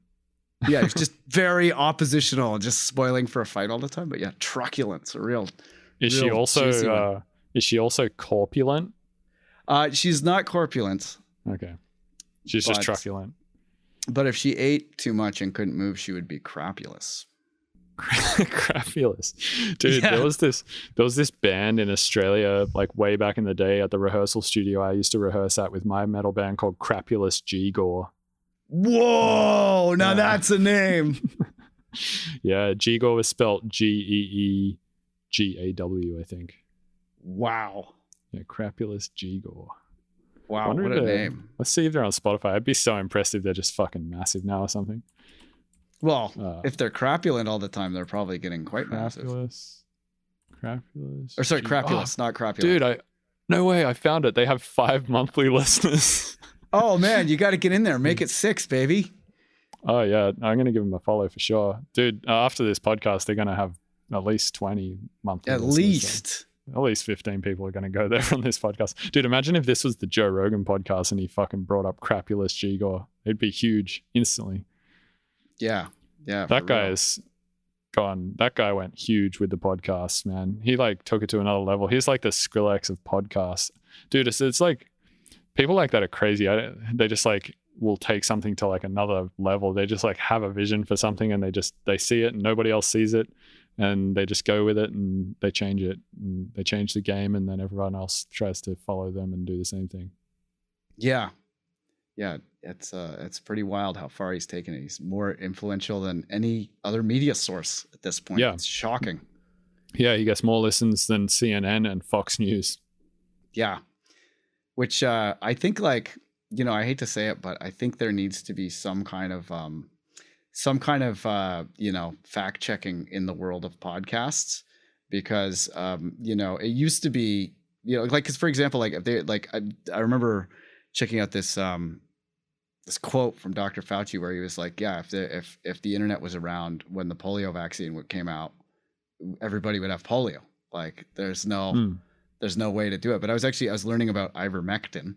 And apparently the main reason why the meta-analysis, because normally it's like so science, like when you have a bunch of small studies. So the ivermectin thing, before we go any further, is total bullshit. Yeah. But basically, like how science works, you have a small study that will show a result, but you can't really, until that's been peer reviewed. It exists, but you publish it and it gets peer reviewed and everything, and then that can show that, hey, this can show that this is promising and worthy of more study, and then you get bigger funding for bigger studies, etc. But no one's really says anything with any certainty until you have like a large body of studies, and you do like a meta-analysis. And apparently the ivermectin thing, the doctors who had recommended it first, they were the same ones who had suggested that corticosteroids worked for, and nobody thought that the corticosteroids were going to work on COVID. And these guys suggested that despite the common wisdom, and they were right. So then they later said, hey, we were throwing everything at it, and ivermectin seems to work. Maybe it's worthy of more study. So some of these small studies got done. And then there was a really big study out of Egypt that had like 300 people in it. And that got put into the meta-analysis. And typically, like when you do a meta-analysis, you have to analyze like a lot of studies, and that's generally considered to be more statistically valid than the results that you get from like a small study, right? But if you have a meta-analysis with a bunch of small studies and one really big study, often the really big study can sway the results of the meta-analysis, and then the meta-analysis can become questionable. Apparently, there was this big study that was done in Egypt that got included in the meta-analysis before it was peer-reviewed. And upon further examination, it seems like a lot of the data is just made up. For example, many of the test subjects were dead before the date that they were in the study. Right. So when that study was peer-reviewed, it was pulled out of the meta-analysis. And when that's pulled out, the statistical effects that were being quoted by the people who were recommending ivermectin are largely disappear. It still may be true that with further study it does show promise, but you can't say with any certainty yet. More studies may show. But literally 2 days after that meta-analysis came out, they had an emergency episode of the Joe Rogan podcast where they had doctors on telling everybody, like, this is a meta-analysis. This is very statistically valid. This is definitely true. The pharmaceutical companies don't want you to know this because ivermectin is cheap and readily available, and blah, blah, blah. And it just got blown up. And now you have people that are taking it, like, thinking that is a replacement for getting vaccinated. And ridiculous. That episode of that podcast has probably resulted in hundreds of deaths, at least at this point. That's a good point. So, and likewise, on the other hand, we have these studies of the vaccine, like the Israeli study, which contains 1.2 million people, which are like totally peer reviewed and totally showed that the vaccine works. And you have all these people going like, I'm not getting the vaccine. That's bullshit. Especially in like the fucking electronic music scene, dude. I've been doing shows again. Oh yeah, and tons of people. It's crazy. I'm like, did you get vaccinated? They're like, no way. Why would I do that? And it's like, dude, get the fuck away from me. Like, do not come within 6 feet of me. Yeah, I've been masking up. I made it through all the reddest states without incident, which was, I must admit, I was a little nervous going into like Florida and Georgia and stuff. And I called the clubs pretending to be an anti-vaxxer. And I was like, are you telling me that some DJ from out of town can come here and tell me I got to show a passport and say what's up my body? And many of the venues were like, hell no, this is Georgia, son. And I was like, oh, that green room's not going to be secure. So holy shit, masked, sound check, and then hang out at the hotel it is. Yep. Yeah. But damn, that's a good little trick. Yeah. COVID tour hack, baby. Yeah, I got to do a little bit of an accent and stuff, practice my voice acting skills. I used to be an actor when I was a kid. So. Dude, that's man, I should do that. So instead what I've done, because I'm like, I still class myself as being in alcohol recovery. I put totally, a sobriety. Me too. Yeah, I put a sobriety clause on my rider. And basically that says no doing drugs and no alcohol or drunk people or high people or anyone under the influence can be in the green room. That probably doubles as a COVID thing then. Exactly. Yeah. As soon as you put as soon as you put that on your rider and you say like, I'm in recovery, like this is serious. Like I need to have no alcohol around me. I need to have no drugs around me. I need to like, this is a serious clause that you have to abide by for me to even consider doing the show. As soon as you do that, the green room's empty and you can just chill in there. It's great. Dude, I got to start doing that. yeah, put a sobriety clause on. Trust me, no one comes in the green room. They're like, wait, you telling me I can't have a drink in there? You're like, nope. Yeah, And it's like, no fun. yeah. And then they're like, well, I'm just going to go drink elsewhere, I guess. Do my drugs elsewhere. Yeah. But, they're like, but are you telling me the worst one, I was talking to Feed Me about this today, actually, is when like everyone in the green room is on cocaine and everyone has to like yell their opinions at each other. So that reminds me of another story that's similar, but about me and better. Exactly, yeah. And then the ambient noise level of the room gets to like 90 dB and you're like, holy shit, this is too much. Fuck off. Let's debate about politics. No, I want to talk about my dead relatives. Yeah, exactly. They're like, man, you last week. Yeah, it's bullshit. Whew, so sober clause in the green room solves that problem too. Yeah, I might have to add that. Yeah, I've been trying to be pretty good, and it's really helped. You have to enforce it though. You have to really drill it in and be like, the only, like, I'm in recovery, the only reason I'm going to meetings and shit, like, this is serious, I can't do the show like otherwise. And it's good. I mean, it's nice having a room with no drunk crazy fucking high people in there. It's really nice having, and you can just sit in there. I also asked for like a Lego on my rider now, so I just sit in the green room. That's dope. Yeah, so I just do Lego sets in the green room and drink kombucha and coffee and shit, and like, just, it's very relaxing and nice. And also a chessboard, or I just play chess on my phone or something. Yeah, you're pretty good at it. I got crushed when we were going at it. Yeah, I got horribly crushed. Yeah, I mean, that kind of shit in the green room. Like the other day, I was doing Lego before my Kill Bill set, and I was only in the green room an hour before my set, and it felt like 5 minutes went by, and they were like, you're on stage in 5 minutes. And I got kind of angry. I was like, fuck, I want to finish this fucking Lego set. I don't want to, like, now I'm invested in this project. I don't want to go on stage. And you just show up on stage like, look at my Legos, guys. I'm just going to play ambient music while I finish it, okay? I was like, I'm so close. Like, I ended up taking it home and finishing it. Do you want to see it? Yeah, totally. Yeah. I totally want to see your Legos. I'll grab it. Bust them out. Yeah. Oh, this is awesome. I didn't think I was going to see Legos today. Dude, Bill's full of surprises. This is fantastic. I wonder what it's going to be. Do you think it'll be X-rated Legos? Oh my God, right, dude, you're boss of the robots now. Headphones back on again. Yeah, man. So like this weekend, the promoter got me this like 400-piece Batman Lego set. What? And like, yeah, I built this shit like in the green room. Actually, I built like half of it in the green room, and then I brought it home and finished it. But that's pretty sweet. Dude, well, the bottom just like caved in a bit. But yeah, it's so sick. It's like such a great way to keep yourself entertained if you're trying to keep yourself busy and don't want to. Yeah. Anyway. Put it on your rider. Cost the promoter $50 instead of fucking spending it on veggie trays. Spend it on a Lego set. Sweet, cool, man. That's awesome. How are you at the bat voice? Can you do a good bat voice for us? No, I don't. The bat voice is like just really croaky, right? He talks like this because he's had enough of crime. Yeah, I guess I could probably talk like that. It's like I watch it. I watched a video on YouTube once of how the bat voice came together, and it's this guy doing like a bunch of different voices, and then eventually he loses his voice, and he's like, "Oh, that's perfect. Yeah, let's do that one." And he's like, "Oh, I just like lost my voice." Yeah, it was like a comedy sketch kind of thing. It was pretty funny. Word.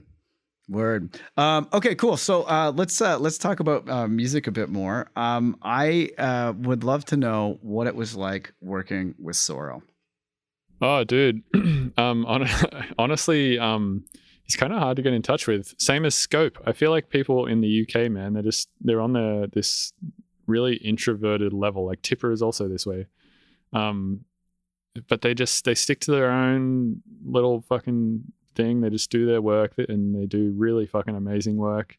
And every now and then you'll get lucky enough to get a response from them via email or something, and they'll send back parts. So essentially it was one of those kind of clubs where like I sent parts to him, and then like 4 months later he's like, oh yeah, like I did do a little bit to this, and then sent stems back, and it's like the sickest drop ever. Awesome. Yeah, dude, the UK people are just fucking on another level. I have a theory about that. Yeah, it's that studio weather. Yeah, it's just always great. It's nice to be inside. Yeah, you don't want to go out, so you don't answer the phone because people will try and drag you out of your house, and then you have to go out in the rain. Yeah, it's always like drizzly and shit. Same as Melbourne, it's really good music, electronic music scene there too. Is Vancouver this way too? Is there a lot? Yeah, Vancouver's like that. Like just ridiculously talented people. None of them leave the house or answer their phones. I know Haywire was there for a while. Who else is there?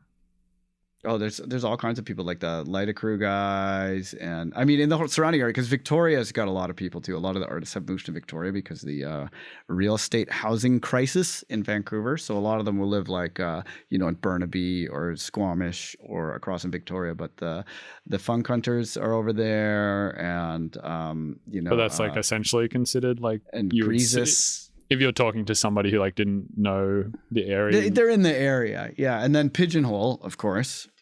They're really killing it. But yeah, there's all kinds. Slink Matt the there, Alien, right? Slink. Yeah, it's a great little scene, man. Oh, dude, and how is Matt the Alien? I heard Matt the Alien had an accident on a mountain bike.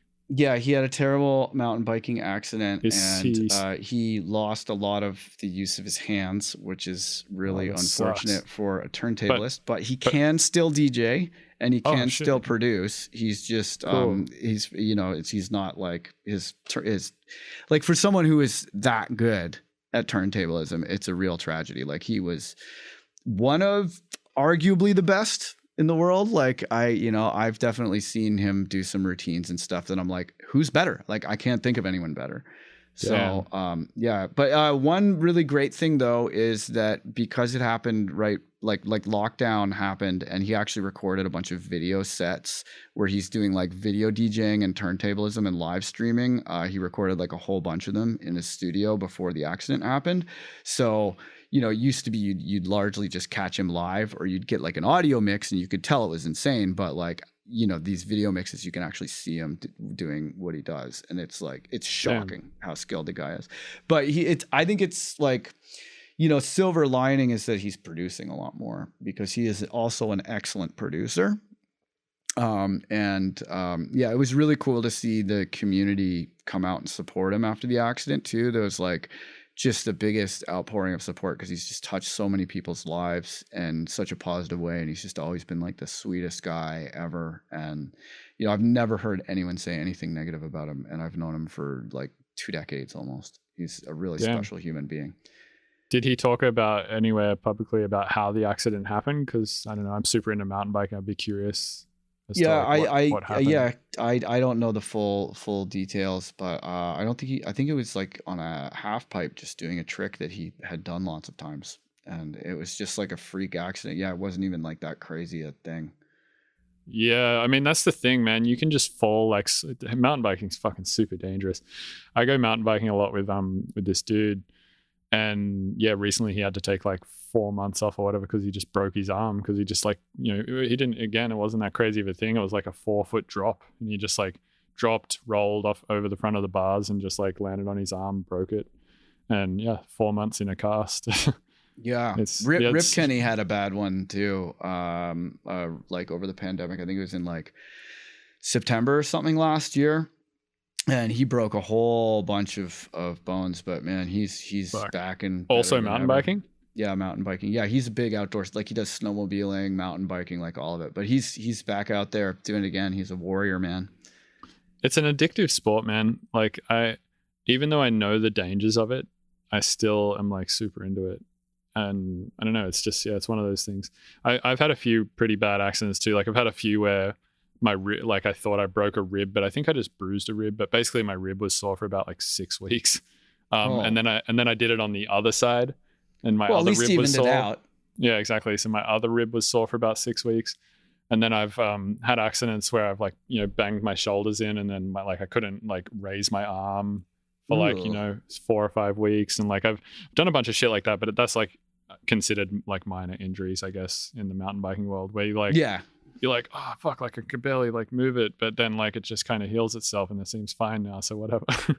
Yeah, and you didn't get impaled, because getting impaled is definitely a risk with mountain biking. Yeah, it's funny, man. When you're out there on the trails, like 4, 5, 6 miles into the bush or whatever, you'll see these like signs on these trees, like these placards that are made out of aluminium, and it'll be like let's say for instance like John Doe versus Tree. Tree wins by TKO. Oh, yeah, there's a bunch of those. Like, out of English. You gotta watch it up there. Well, stay safe out there, Bill. We need your your brain. We need your brain intact. Yeah, I'm not trying to die. I definitely don't take on too many. I think I don't take on too many risks. I try to keep it. I try to make sure I'm not. I mean, I guess everyone's like not trying to have an accident on a mountain bike, right? But some people do. I think take. You wear helmets and stuff. Oh yeah, absolutely, pads and everything. Cool. Yeah, I'm like fully padded up and like so I do all that shit. And then also the other thing I think is like a lot of people will like just see something and they'll be like, I don't feel fully confident about that, but I'm gonna send it anyway because fuck it, like send it. And I don't do that shit. Like if I'm not confident about something that I can't, if I'm not confident I can do something, I just won't try it. Or yeah, like if I'm not like 90% sure or whatever, I like won't try it. So is it true that you're part kangaroo, and is that why your beats are so bouncy, or is that an urban legend? Well, I've eaten kangaroo meat on more than 10 occasions, so I was part kangaroo on 10 occasions. Okay, cool. That was another question from the fans. Yeah, burning question. I think the kangaroo meat is probably out of me by now. I hope kangaroo's pretty tasty. It is, dude. It's like people say it tastes gamey, which I don't even know. That probably means different things to different people. But honestly, I think it's pretty tender if you cook it right, and you can like make nice stews out of it. Yeah, Matt Bonner stewed some kangaroo for me when I was in Oz before. It was fabulous, dude. Really good. It is. It's tasty. It's good stuff. Really good. It's good. Okay, cool. Good tucker, as they say in Australia. Oh, tucker. Yeah, Canadians are tucking into things too. I said that word. I said, oh, I can't wait to tuck into dinner, and I like some of my American friends were like, "What did you say? You're gonna what into dinner?" Yeah, they're like, "Well, if it's gonna be that kind of party, I'm gonna stick my dick in the mashed potatoes." But yeah, no, I was tucking. I wanted to tuck into dinner. Yeah. Okay, cool. So, do you have a favorite track on the album? And if so, why is it your favorite? It's a good question. Also, I think my favorite track kind of changes a bunch, but I think the one that's probably been most consistently my favorite has probably, I don't know. I have like favorite sections, I would say. I think like the middle section of the album is my favorite. Like it goes Slaptivism, Loaf Boy, Pastel, 2020. Yeah, I'd agree with you on that. Yeah, I think like tracks 7 through 10 that's like my favorite. I think most people do the opposite thing where they try and make a shit sandwich where like the beginning and the end are the best, and then they put all the crappy ones in the middle. But you've opted for the opposite. Well, I just did it in the way that I thought it like flowed best, like both harmonically and vibe-wise and tempo-wise. So I was like, Useless and Nasty goes well into Slaptivism because Useless and Nasty is 145, Slaptivism is 150, Loaf Boy is like 168 or some shit. And like, I think, and then before that is Pasta Master, which is 140. Before that's Too Complicated, which is 137. Before that's Pleasure Seeker, which I think is 136, and then Golden Gate is, and it really just goes up in tempo. Is kind of the way it flows. It flows nice. It really works. Okay, so a lot of people have been asking about the vocals on the album, like because there's a lot of vocals that don't necessarily have a vocal credit attached to them. And there people were asking like, who are these vocalists? Where do you source these vocals? And just what's your approach to finding these vocals and using them? Man, honestly, I just like find them like however I can, just on the internet, just search. This is illegal, by the way, and I'm definitely shooting first and asking questions later. And I expect someone to contact me one day about something. But it hasn't happened yet. And I think in general, I usually fuck it up enough that you can't tell what it is or something like that. And one of the vocals, like actually the vocal on, I think it's Loaf Boy. Yeah, that was the one that the question was about specifically. Dude, that's literally just a splice sample. Like, okay. Yeah, it's like just like one of those. So you're not telling us where any of the bodies are buried. Don't tell us where the bodies are buried, Bill. I'm not telling you where the bodies are buried. Yeah, Okay. there's bodies buried, but and this is the case for all my albums really, and all my songs. But like, yeah, Loaf Boy, the vocals at the end there, it's I could probably just open the project folder and just tell you what the sample's called really quickly. Let me see here. Project files for Phantasmagoria. Oh yeah, the project for this one is still called something else. It's called EDM Production Challenge. Yeah, I got a lot of really silly working titles on my tracks too, and like I'll be like in a hurry to find stems for someone, and you like can't find the project folder because you're like, I'll just call this one Steve, you know, or like something really dumb. Yeah, is this? Yeah, that's what it's called. So if you want to find it on Splice, type in AUCRT_my_way_vocal_loop_D_mine_0_2_dry.wave, and you'll find it on Splice. Wow. You could probably just stop after searching AUCRT_my_way. That was a very exact answer. I'm sure that the fan who asked that question is going to be really stoked. That was they're going to go to Splice. Yeah, they'll go to Splice. They'll be like, that's it. That's the exact one. Done. Awesome. Now they can be Mr. Bill. So I would never usually do that, right? Because like you want to feel, you want to like dig for your sample, and you want to like feel legit and feel like you've got some, good ownership over the sample because you did the due diligence to find it or whatever. But sometimes you just throw something in from Splice, and I espouse this idea all the time. If it fucking works, it works, right? And I think that one, it just worked. And I was like, man, it just fucking works so well. I can't not do it, even though it's like such a thing against my ethos of production where I want to be like super legit. It also lines up with this other ethos I have. So I'm going to go with it. Yeah, I think I remember I was sending you some of the mix downs for my album, and I think you were like, yep, sometimes, man, it's just terror snare number one. Sometimes that's the solution, Dylan. Yeah. And I was like, okay, all right, well it thanks. is true, man. I mean, sometimes you just got to put that ownership shit aside and just do what's best for the tune. And that took me a long time to learn. But I think takes everyone a long time to learn that. Yeah, I mean, I think I'm still learning it. Like I still have that problem a lot where I'm like, A, I don't feel like I own this tune enough because I didn't put in enough work or something, or B, I didn't like dig hard enough for it, or or I didn't feel like I did enough for that sound to exist, so I don't have the right to use it or something like that. But it's like, whatever, I used it in a way that no one's ever used it before, and there's still fans questioning where it comes from. It's not like fucking someone, like there'll be a few producers probably who hear it and be like, oh, I've got that sample too on Splice or something. But yeah, but are they buying concert tickets? Yeah, exactly. It's like, maybe. I mean, I hope so. I hope that one sample use doesn't,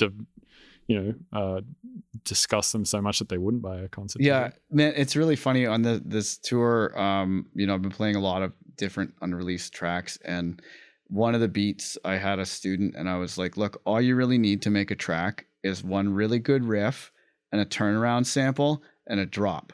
So I'm just gonna grab the first riff that comes up. I'm going to grab the first turnaround sample that comes up, and then I'm going to make a drop. And I made this track in 20 minutes that kills live, like way harder than lots of the tracks that I spent like 100 hours on, and that's just how it is sometimes. Yeah, actually I have a tune like this too. The hardest tune in my set is a collab with Dirt Monkey that we made on Twitch in 1 hour. We did like a 1 hour stream challenge thing, and it hits so fucking hard. And the mixdown sounds like way better than shit that's like gone to mastering engineers and shit for some reason, and it's like way louder too somehow. Like I don't understand how we just like managed to. Well, sometimes when there's like way less sounds, you can get it all really loud like that. I often, as a mix reference, use Music to Go Fuck Yourself too by Moody Good, and that the whole composition of it, it's like one sound at a time, but it's like that is, I think, the loudest record I've ever found. Oh no, there's louder now for sure. Yeah, I think like some Ulysile stuff is probably a little louder now, and there's definitely, I've definitely found louder. I can't remember what it is, but there's producers out there pushing it like up to 0 lofts and stuff, especially in the like little 18-year-old kid sort of like SoundCloud scene, because they're trying to like emulate this memey sort of over the top distortion, like Vine TikTok video type shit. So they like over distort their 808s and make everything intentionally sound like fucking crazy over the top. And some of that shit is so loud. It's like, but it also kind of sounds bad in my opinion. Yeah. Some of it does. Some of it sounds pretty good. Like there's a guy who does this really well called Bandoom, actually. How do you spell that? Bandoum. Bandoom. Huh. Yeah, I'll check it out. Yeah, I've been making a lot of drum and bass lately, and getting tracks up past like, up to like -2 and stuff without distortion is like pretty challenging. Well, it's not like there's no distortion. At that point, there's always going to be distortion. What you have to manage is how much you can hear the distortion via auditory masking, right? Yeah. So you just have to like have enough noisy shit in there, like top layers, like hi-hats, and like lots of noise on your snare, and just like a lot of noise to essentially mask the distortion that's happening. And this is also the concept behind dithering and mastering. It's like a low level amount of noise to mask quantization distortion, which is just a symptom of rendering the thing into 16-bit waves. You've actually made a very handy reference video about this, I believe. Yeah, exactly. So it's the same concept with getting shit loud, I think, in like dubstep. You just like layering fuckloads of noise and crap on everything so you can't notice the distortion, but it's definitely there. Yeah. Yeah, like if you take a clean 808 and an open hat and you push them through a limiter together, you get terrible intermodulation distortion. But if you distort that same 808 and push it through a limiter with an open hat, it sounds fine. Right. If you run everything into like clippers and shit before it hits a limiter, it's like, it actually in some weird way sounds like more dynamic and less distorted. But like really what you're doing is like cutting tops off everything. It's like pure clipping. Yeah, I had to learn that that clipping is often cleaner than limiting, and that was I was very resistant to this concept at first because it flew in the face of everything that you read and everything that you're told. But man, clipping is sometimes cleaner. I mean, I got a little gold nugget from ill.Derp, which is Camel Crusher. You just chuck that on your master and clear the preset, like right click where it says, I think the default preset is something like 4 8-bar comb phaser or something like that. Just click that and hit clear preset, so it's init, and it's the cleanest clipper ever. You can push really so better much than G-Clip. Way better. Also, there's another one. Wow. There's another one that Tipper told me about that I also downloaded the other day. That's incredibly transparent, called Kazrog K-Clip, and I've been using that I heard people going on about that one on Reddit. Yeah, so I got that one on Tipper's advice and had a little go of it, and I was like, man, I honestly think Camel Crusher wins. Still, I mean, I haven't done the tests or whatever. Doesn't run on my system anymore. I'm 64-bit, so we'll get K-Clip. It's pretty good. Okay, cool. I'll definitely get it. Okay, well, that brings me, to some of the more technical questions. So one that many people asked were, did you find any interesting new plugins while working on this record? Oh, tons. Yeah. I mean, like I already said, the Melda stuff for sure. Let's see. I'll just go through my plugins folder. All the Bless stuff, BLEASS, is really cool. All the Yum Audio stuff is sick. Oh, dude, there's this fucking amazing plugin called Moodle by Tritic, which is like Moodle. It's like this really crazy, like multi-band resonator thing. It's basically like Resonator, like Ableton's Resonator, but on steroids. Cool. What else? Peel's pretty cool. It's like this crazy stereo spectral EQ kind of thing. I used Pigments a bunch because Pigments 2 or whatever, or Pigments 3 or whatever it was, came out like at the... Yeah, it's rad. I love it. Yeah, the update there I found really inspiring. Dude, a lot of the new Arturia stuff is getting so good, man. I know, dude. Pigments is so crazy. And then there was like a bunch of shit that like I'd heard a lot about, but I hadn't ever bothered to download or use, that I finally downloaded and finally using, that I love. Like Portal is one. I still haven't tried that, but I love Output very dearly. Dude, sometimes I'll like put something off like that, right? Like I did it with Sausage Fattener for a long time because I was like, it's kind of like everyone's talking about it or whatever. It's kind of a meme or whatever. Like, everything popular is wrong. Yeah, I do things the fancy way, for I am a fancy producer. I don't need that. Yeah, exactly. Yeah. But then like 2 years or 3 years later, I'm like hella late to the game. I end up downloading Overcome the resistance of taking the easy route. Right. You And then know, I'm like, where- oh, this is actually amazing. Another one that I did that for as well is called you probably heard of it, Valhalla Shimmer. Oh yeah, classic. For the longest time I was like, oh, I have Valhalla Room and I think Valhalla Shimmer is the same thing. And then I was working with Kill Smith and I was like, no, this is completely different and I definitely have use for this. Yeah, the new Ableton Hybrid Reverb has a Valhalla and its Shimmer inspired algorithm that is actually quite nice. I'm all about the hybrid reverb. It's pretty great. And I love that you can use the pre-delay as a delay. Like if you turn up the feedback and then set your pre-delay to a synced interval, you can actually use it as a reverb that's also a delay. It's really cool. Yeah, true. Also Rift, that other one that hell yeah. So Jake, the same guy who made Portal, is the guy who made Rift as well. I didn't know that about him. Yeah, he was like the main coder at Output for a while, I guess. This is Jake Mamukshu. He's like a producer in our scene even. Cool. Yeah, he's like crazy, and he's just become a really talented plugin developer. Yeah, I love Rift, and like the way the macro has those like Saturn ring style macros and stuff, and you can do the positive portion of the waveform separate than the negative. It's just super, super cool.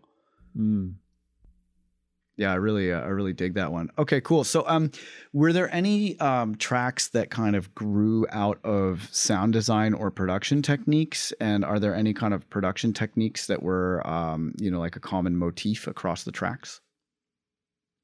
That's a good question as well. Lots of good questions. Let's see. So I guess Loaf Boy was like an EDMP subreddit production challenge thing. So that came out of people submitting samples, I think, or it came out of, no, it was like a 2-hour stream challenge thing. So no, I guess that wasn't really a trick so much as a creative limitation.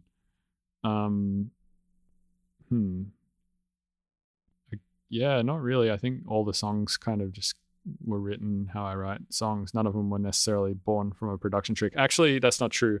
Sad Pro, the first track, kind of was born from a production trick. But really what happened was I was living with Chris Hector, and he just left a Pro 3 in the house, and I was just fucking with the Pro. Oh, they're Pro 3. they're so good. I love those things. It was sick. I mean, that Sad Pro tune is literally just a patch I made on the Pro 3. And that's why it's called Sad Pro. It's not about like it's not about like a pro being sad. It's like just you heard it here first, kids. Yeah. I see. I thought it was a nod to crying over pros. No, but that's also I didn't even think of that. That was my theory. Huh, interesting. Okay. Yeah, no, it's just it sounded sad and it was made with the Pro 3. It's always simpler than you think, people. It's always simpler than you think. Yeah. Okay, cool. So another question that is from our listeners that they would like me to ask is, how do you know which projects to power through on and finish and which ones to leave in the whip pile? Well, just the ones that you like the most, the ones you find the most inspiring, right? Because like, why work on something if you're not? But do you assess that in the moment? Do you ever take them into the car and check or anything like that, or like to get more valid perspective? No, but I have my projects folded up by genre. So I work out of Dropbox, and I have just a lot of different folders in my project file folder. So I have like 4/4, a folder called 4/4. Another folder called Cinematic, another folder called D&B, and then dubstep, EDM, funk, halftime, hip hop, IDM, metal, musical, whatever that means, psytrance, random, sound design, UK vibes, and then MISC, like unorganized, miscellaneous. So I'll like open that and just be like, what would I feel like working on? Like something funky or something IDM-y or something dubstep-y or EDM-y or like drum and bass or I was going to say another thing I do is I also like at the end of every session put a render in the folder so I don't have to like open up all of my projects. I was just about to ask about that. Do you have one for each saves? Like, because I've learned recently that it's actually quite valuable to keep your older renders and not just keep saving over the same one. Yeah, totally. I do that as well. And yeah, I'll just sort of like click through shit and listen to ideas. And then I'm like, oh, fuck, that's actually sick. And then I like, open that up and we'll start working on it. Because it's easy and way faster to do that, obviously, than to open a million different project files in Ableton, which takes a long time. So yeah, it's nice to like just have a cool little catalog of whips that you can kind of just like click through and be like, oh, that's fucking sick. Why did I not work on that more or whatever? And that's kind of how I figure out what to work on. Okay, cool. So there were some other like a multitude actually of questions where that people had really noticed the kind of ASMR, stereo, binaural, textural kind of dimension that this record is. I mean, all of your music has it, but this record seems to be it's especially prominent. And there were many people asking about, the ASMR style sound design and the use of stereo on the record, and what you can tell us about that. Yeah, so the ASMR shit is mostly granular layering, and that was a trick that ill.Derp showed me. He's like, yeah, you just create these like sort of granular and weird layers, and he has a video about this on his Patreon. And then you just like layer it over stuff. And he made this song, we made this song together, but he did this thing in the intro where I was like, holy shit, that's like the craziest patch. Like, how did you make that? And he's like, oh, it's just two sounds. Like, it's like one patch doing some simple chords thing, and then like another patch that's just like this granular layer. And I was like, oh wow, like my brain was tricked into thinking it was like all in the one patch, and it was like just very, very clever layering. So a lot of the stereo shit is just like that. There's like one layer that's like granular and just extremely stereo, and then just another thing that's extremely simple and like just doing a normal bass thing or whatever. But your brain gets tricked and it goes like, oh wow, there's like some crazy stereo thing going on, but it's like really just a sound that's really stereo, just layered over the top of everything. Cool. Yeah, that was definitely, a lot of people really wanted to know that. Okay, cool. So that actually brings me to, do you have something to add? Go ahead. Yeah, I was going to talk about, you're probably going to ask me about the knock, right? The binaural knock. Yes, there was what inspired the door knocks in Screening Part 2 was a question. Yeah, someone sent that knock through Discord one night when I was just like hanging out on Discord. And I was just like, holy shit, that sounds like I'm wearing headphones, and like I legitimately thought that there was a knock at my door. I was like, oh, it'd be a cool concept like on an album where there's like this very soft, like, sort of vibey tune that you're just like kind of not paying attention to, just vibe, and it's just a vibey beat. And then it like filters out, and then there's this incredibly fucking realistic sounding knock. I was like, it'd just be fun to like troll people. And like dogs will hate it. Yeah, dude. Yeah, it seems like everyone is getting trolled by it. Like, there's a stream online of some guy who reviews albums called Cubic, and it's so funny. He's like reviewing my album. He's just listening to it, and he's like, "Holy shit, there's someone at my door!" And he like gets up and runs for the door.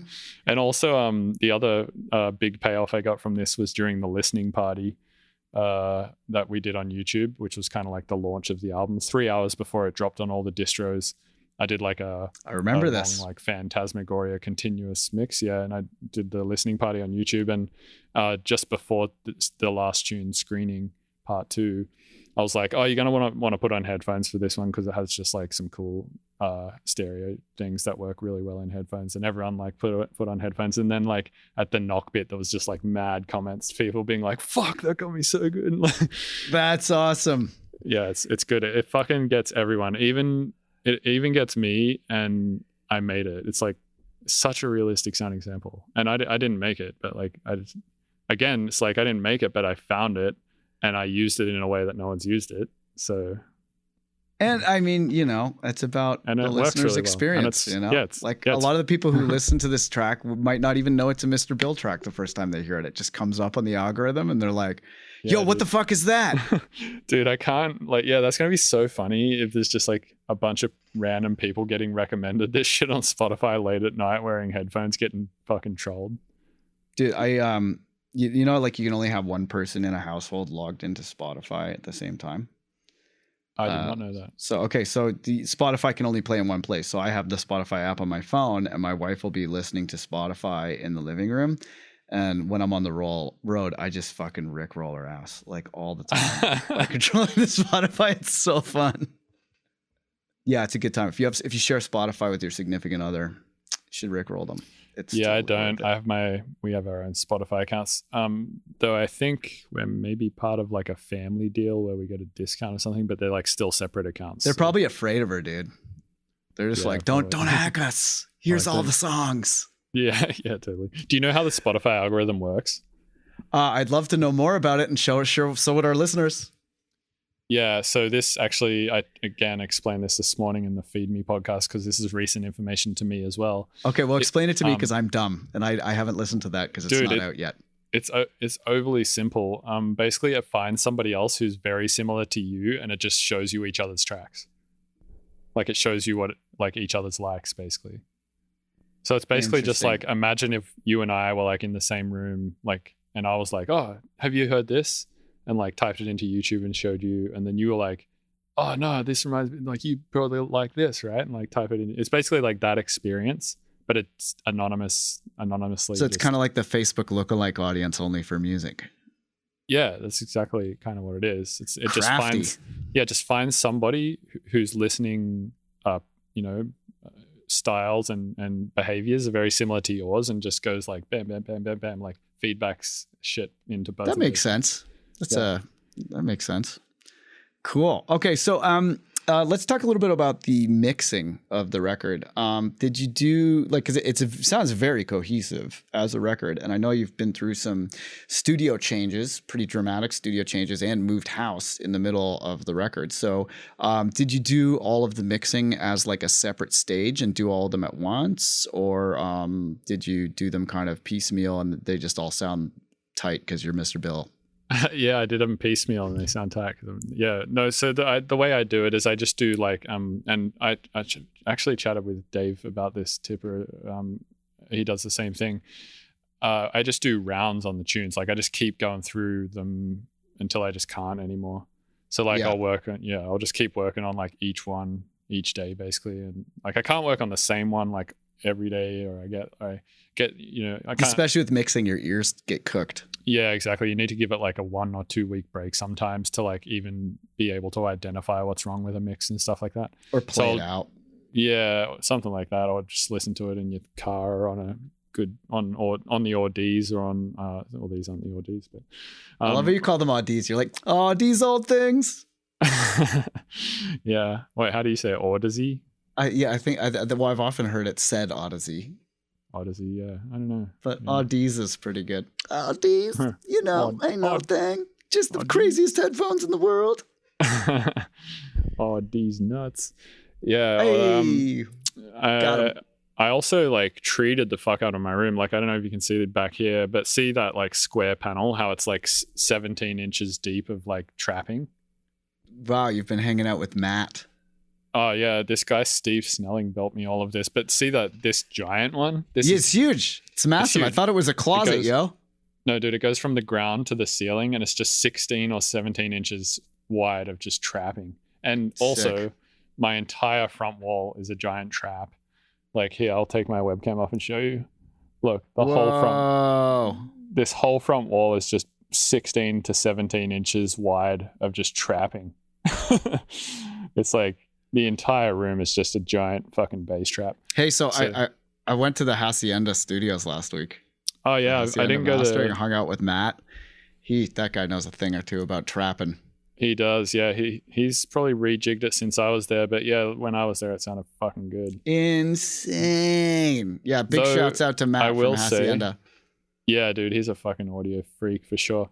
Though I will say, like, yes, it was probably like the cleanest studio I've ever heard, but I still don't think I would produce my best music in there. I think I would master my best shit in there. Yeah, it's a mastering studio. It's not. Yeah, exactly. I don't even necessarily think I would do my best mix downs in there, just because it's like things sound too good in there. And I actually found this after Matt treated my studio at what's it called? Dog Patch? Yeah, I think Dog Patch. Yeah, where I had my studio in Lafayette. That was a good time. Yeah, that was also a really good sounding studio. I would say this one that I'm in now sounds about as good as that. Maybe not quite as good, but what I've realized since moving into smaller apartments and shit is I kind of like it sounding not quiet to that Matt Davis level, because when it sounds that good, you just play a saw wave through your speakers and you're like, holy shit, this sounds so fucking perfect. And you like it doesn't drive you enough to like make, crazy enough sounds, because it just already sounds so fucking good that you can just like run a filter up and down a saw wave and just be like, oh, I can hear like every partial. It's amazing. Yeah. It really does sound good in there. Yeah. So the imaging is like shocking. Yeah, exactly. So it's just everything's all phase corrected, frequency corrected. It's like it's like almost like a religious experience listening to music in that room. Yeah, exactly. So I like I guess having a room that's like, maybe 70% of the way to where Matt Davis's studio Yes, I noticed you do not have a carpet. I don't, but it's also, you don't really need one. I mean, I have a cloud, right? So the cloud's going to stop it. I also like to, swivel around on my chair freely. Yeah, I do the no carpet too. Just really dead everywhere and then no carpet and then dead on the ceiling. Yeah. It's the move. How's your studio in Vancouver? Oh, I love it. I love it so much. It's so great. And I love that it's like... Do you treat it properly? Well, I don't know about properly because I have to move my desk around a lot on the wheels. So I can't use the computer correction because I have to move my desk a lot to get in behind it. So I've not been able to use my room correction software, but the vibe is great and it bothers nobody. So nice. I can just be in there just rocking as loud as I care to for sometimes like 14, 16 hours a day. It's awesome. Damn. That's crazy. Is it how's the rent in Vancouver, by the way? Is it way awful? Awful. Is it like another San Francisco situation? Yeah. It's like San Francisco or New York. It's terrible. Ugh. Terrible rent. Jesus. Yeah, but it's worth it, man. Like, just we live in a beautiful neighborhood, and Asha has like lots of kids around and stuff, and there's like lots of daycares and everything. It's just a much more appropriate environment for a family than our super raw dog LA warehouse. I definitely miss having a PA in the living room and 5 studios at my house, and like it being a constant raging party. But we were like, yo, we're not leaving the dojo unless we get our dream house, and we got our like first choice dream house, and there's like a guest wing with like there's 2 studios for guests, so we can totally accommodate the homies, and it's rad. It's super fun. Yeah, I'll have to do a Vancouver trip at some point. Yeah, definitely man. Play a show there. I played there once. I played at Red Room, I think it was called. Yeah, that venue is fantastic. Big shouts out to Blake from Digital Motion. Yeah, they have the like function ones in there, and yeah, it's a pretty nice room. I played there with Sticky Buds. I think it's a PK. Is it a PK? It was. I think it's a PK. Huh, I thought it was functions at the time. Let's see, Red Room. Yeah, it's really nice though. They got an LED wall and everything, and just the whole layout of the club is great. I'm so glad that they managed to not lose that venue during the pandemic, because the lockdown has been long and deep in Canada. Oh yeah, you're right. It does look like a PK. Yeah, I guess Canada is like super into the PKs here because it's like a company from Calgary or whatever. You know why? Because they're proud of Canada. Get it? Yeah. PK. Hey. It's a good one. Have you heard the Void sound systems? Oh yeah, they're great. Plus they got those Dr. Zeus like tweeters. It looks awesome. Yeah, they brought in a massive Void sound system for the Red Rocks Tipper shows. It's crazy. Sick. Sounded incredible. Also, at those Tipper shows, they had the first 6K video wall ever used at an electronic show. Oh my! And it was also incredible. Yeah, it was pretty nutty, man. They went ham with the budget. Obviously. Dude, my homie Gus has the best shirt. It's like Comic Sans, and it says, "I saw Tipper at Red Rocks, and it was pretty cool." In Comic Sans, it's such a great shirt. That's sick. Yeah, check out at your friend Gus. He's the homie. He's been advising me on computer stuff. He's like a hardcore computer scientist and dojo member, and he's super cool. This is another thing that I was going to say about the album is having friends to send mixes to for advice. Oh, totally. That was another huge part of the process. I was sending tons of shit to Ellie Dirt, because I was trusting his ear a lot. And I was sending tons of shit to Ulasile because I trust his ear. I mean, I guess I more so just trust their ear, like stylistically. Yeah. Like they kind of know like what I'm going for, and also I like to send my shit to people with like very differing mixed opinions, because then I just sort of take the medium of all of their advice and go like, that's probably where I want it to be. Is like if some guy's saying that's way too bright, and someone's saying that's way too dull, and another person's saying like, oh, that's way too stereo, and another person's saying that's way too mono, then you're like, all right, it's probably in the right spot, like, or close to, you know. Yeah, that makes sense. I remember when I was doing the mix downs on my album, you were nice enough to give me some feedback, and some of the feedback that you gave me was to check out tonal balance control from Isotope, which I found incredibly useful. You can take a kind of spectral reference curve from source material, whether it's a single track or a folder, and then it shows you how your track lines up to your reference across the spectrum and dynamics. And I found that really, really useful. Are you still using tonal balance control?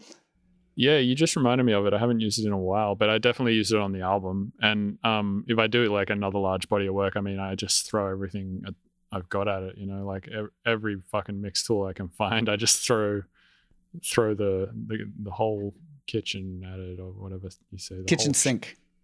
I throw the kitchen caboodle sink at it. The kit and caboodle. Yeah. So I was like throwing like all these fucking nice. Dude, another cool thing is Ozone 9's matching EQ.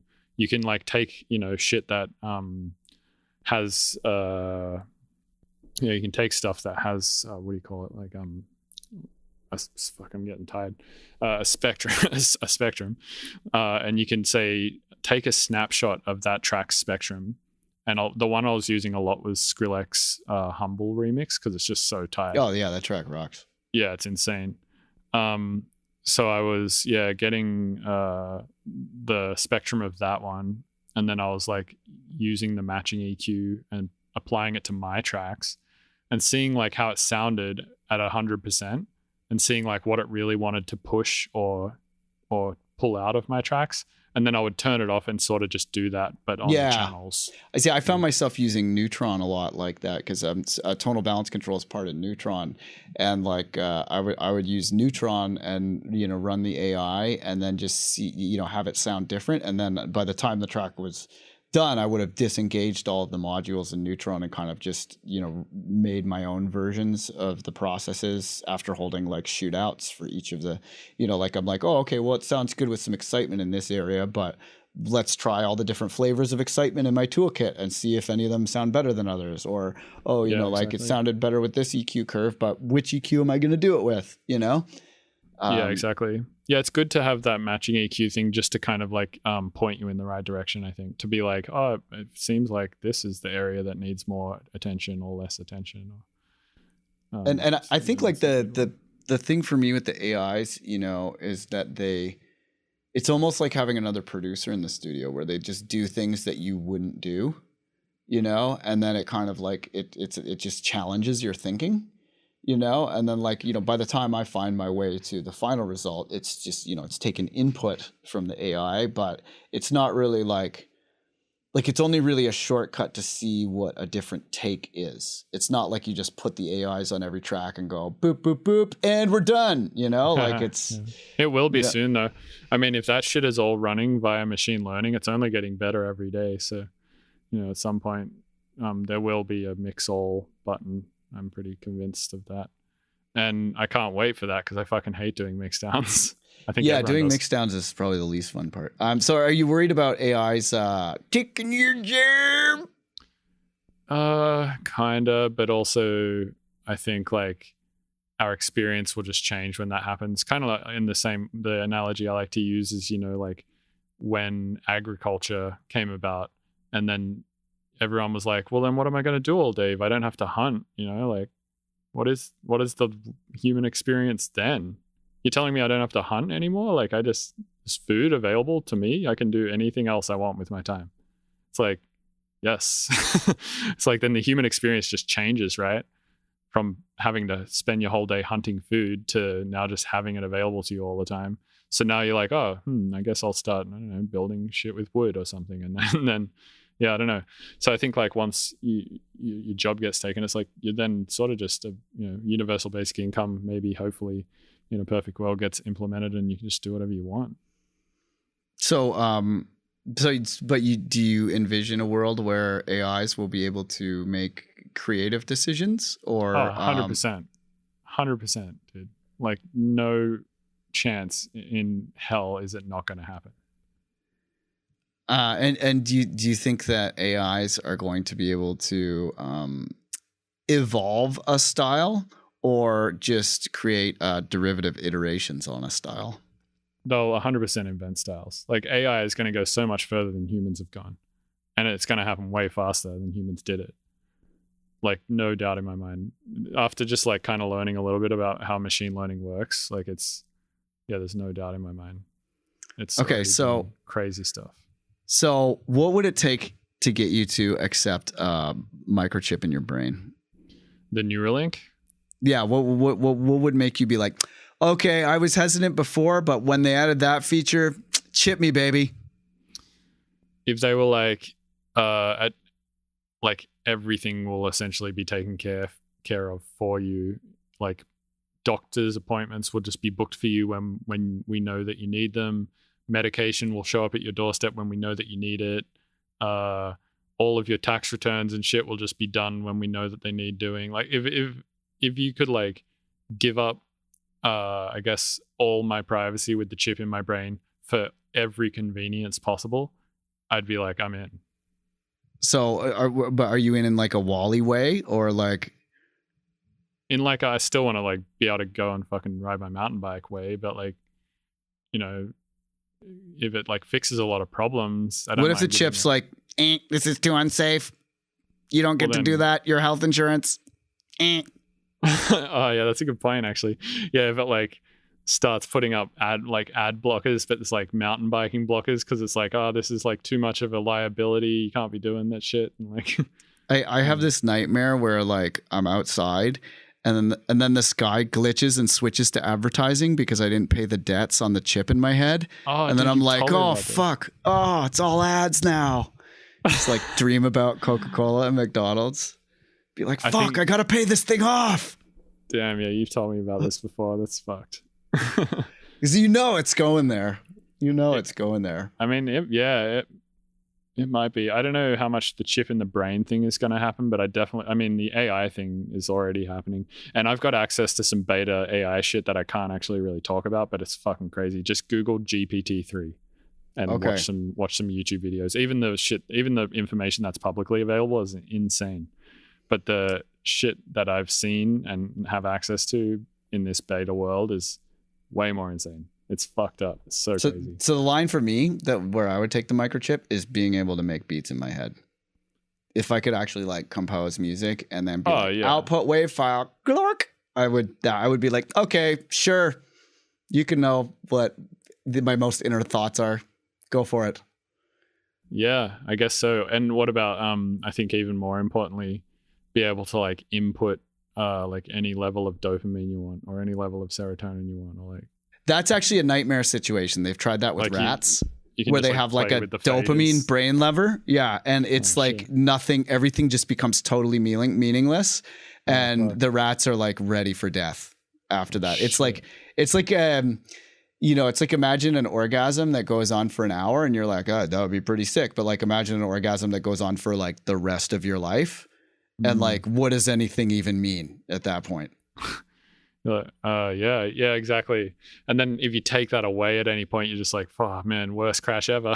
Yeah, it's bad. They've made the dopamine lever for rats and it's bad. It's a bad situation.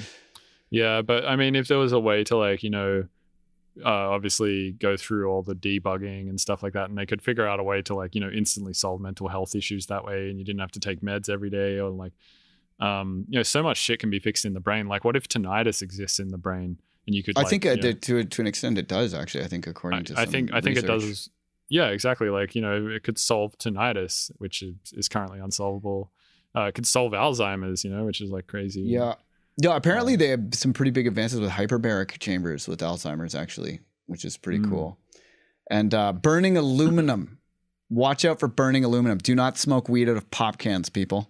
I see people do that shit at festivals, and that is apparently a recipe for Alzheimer's. They found out. I've done that before. I've made many cone pieces in Australia out of Coke cans. Yeah, don't do that. That's definitely will lead to Alzheimer's. Yeah, you don't want to be scorching aluminum.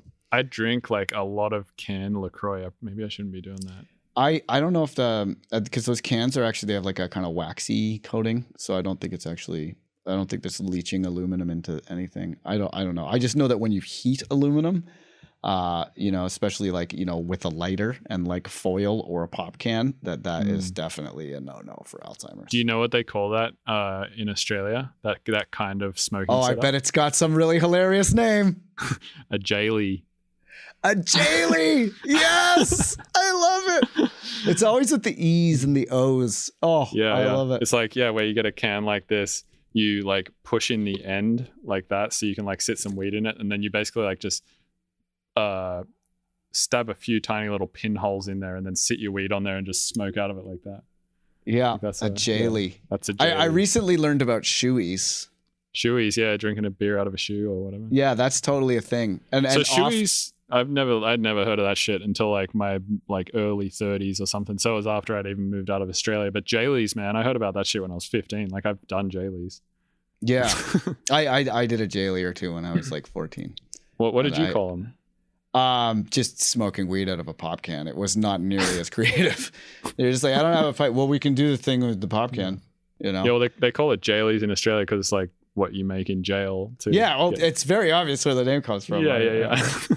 And also, do you know that they spell jail in Australia or British English GAOL? What? Yeah, it's the way it's spelled in British English. Weird. It's like goal, but with the A and the O switched. Yeah, it's definitely one is way better than the other. One of my favorite pieces of Aussie slang is a goon bag, which is where can you tell us what a goon bag is? It's also AKA a saka? Yeah, it's a sack of wine. So basically, have you ever heard of the game Goon of Fortune? No, but I'm about to. Yeah, so pretty much a goon bag. It's like they usually cost like $10 and it's like fucking 5 or 6 liters of wine. It's like the best deal ever in Australia because alcohol is so heavily taxed. It's really expensive. I remember I bought a bottle of AC/DC wine for like $20 in Australia because it was literally just undrinkable. And it was $20. It was so bad. I've had some bad wine and it was easily the worst wine I've had. Yeah, so goon is like, I guess it's the worst wine you'll have. It's definitely worse than anything you'll get. Can't be worse than the AC/DC wine. It's very cheap. And basically what you do is Goon of Fortune is where you take the bag out and you peg it to a clothesline, and like one of the clotheslines that spins. And then everyone like stands around the clothesline and like spins it, and like wherever the goon bag lands, someone has to like take a big skull of it and then like you spin it around again. Nice. Yeah, and then the other thing you do when you finish the bag of goon at the end of the night is you blow it up and use it as a pillow. That's the best part for me. That's what really seals the deal with the goon bag, is the goon bag pillow. Yeah, dude. It's just it's like drunken Aussie MacGyver shit. Yeah, I mean the jailie is also that, I guess, but I mean I guess you do that here too, so it's not really Aussie MacGyver shit. It's kind of but it's a lot more charming when it's called a jailie. Yeah. I feel like you need to go like, hey, with your arm when you do it. Hey, let's go do a couple of fucking jailies, can. Yeah, fantastic.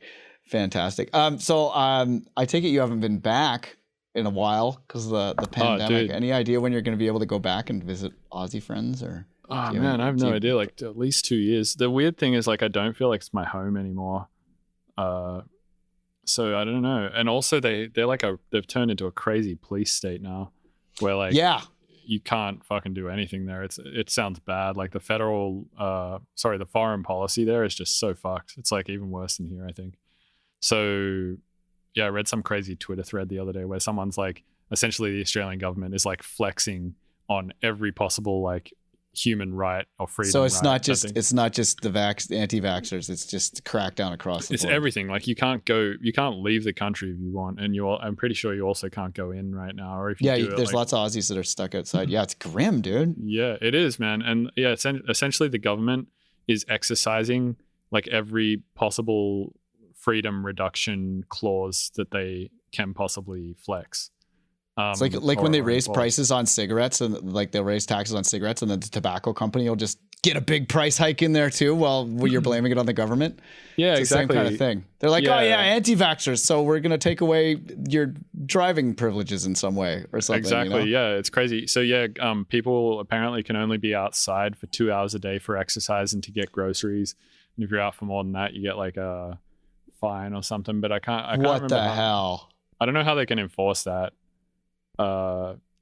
Yeah, so there's that. You're not supposed to. Yeah, there's a bunch of weird shit. It's fucking dumb. See, that part of the whole anti-vax argument, I totally get. That the pandemic is being used as an excuse by the powers that be to in Australia make dramatic increases in their police state bullshit. I totally get that argument. Yeah, in Australia for sure, 100%.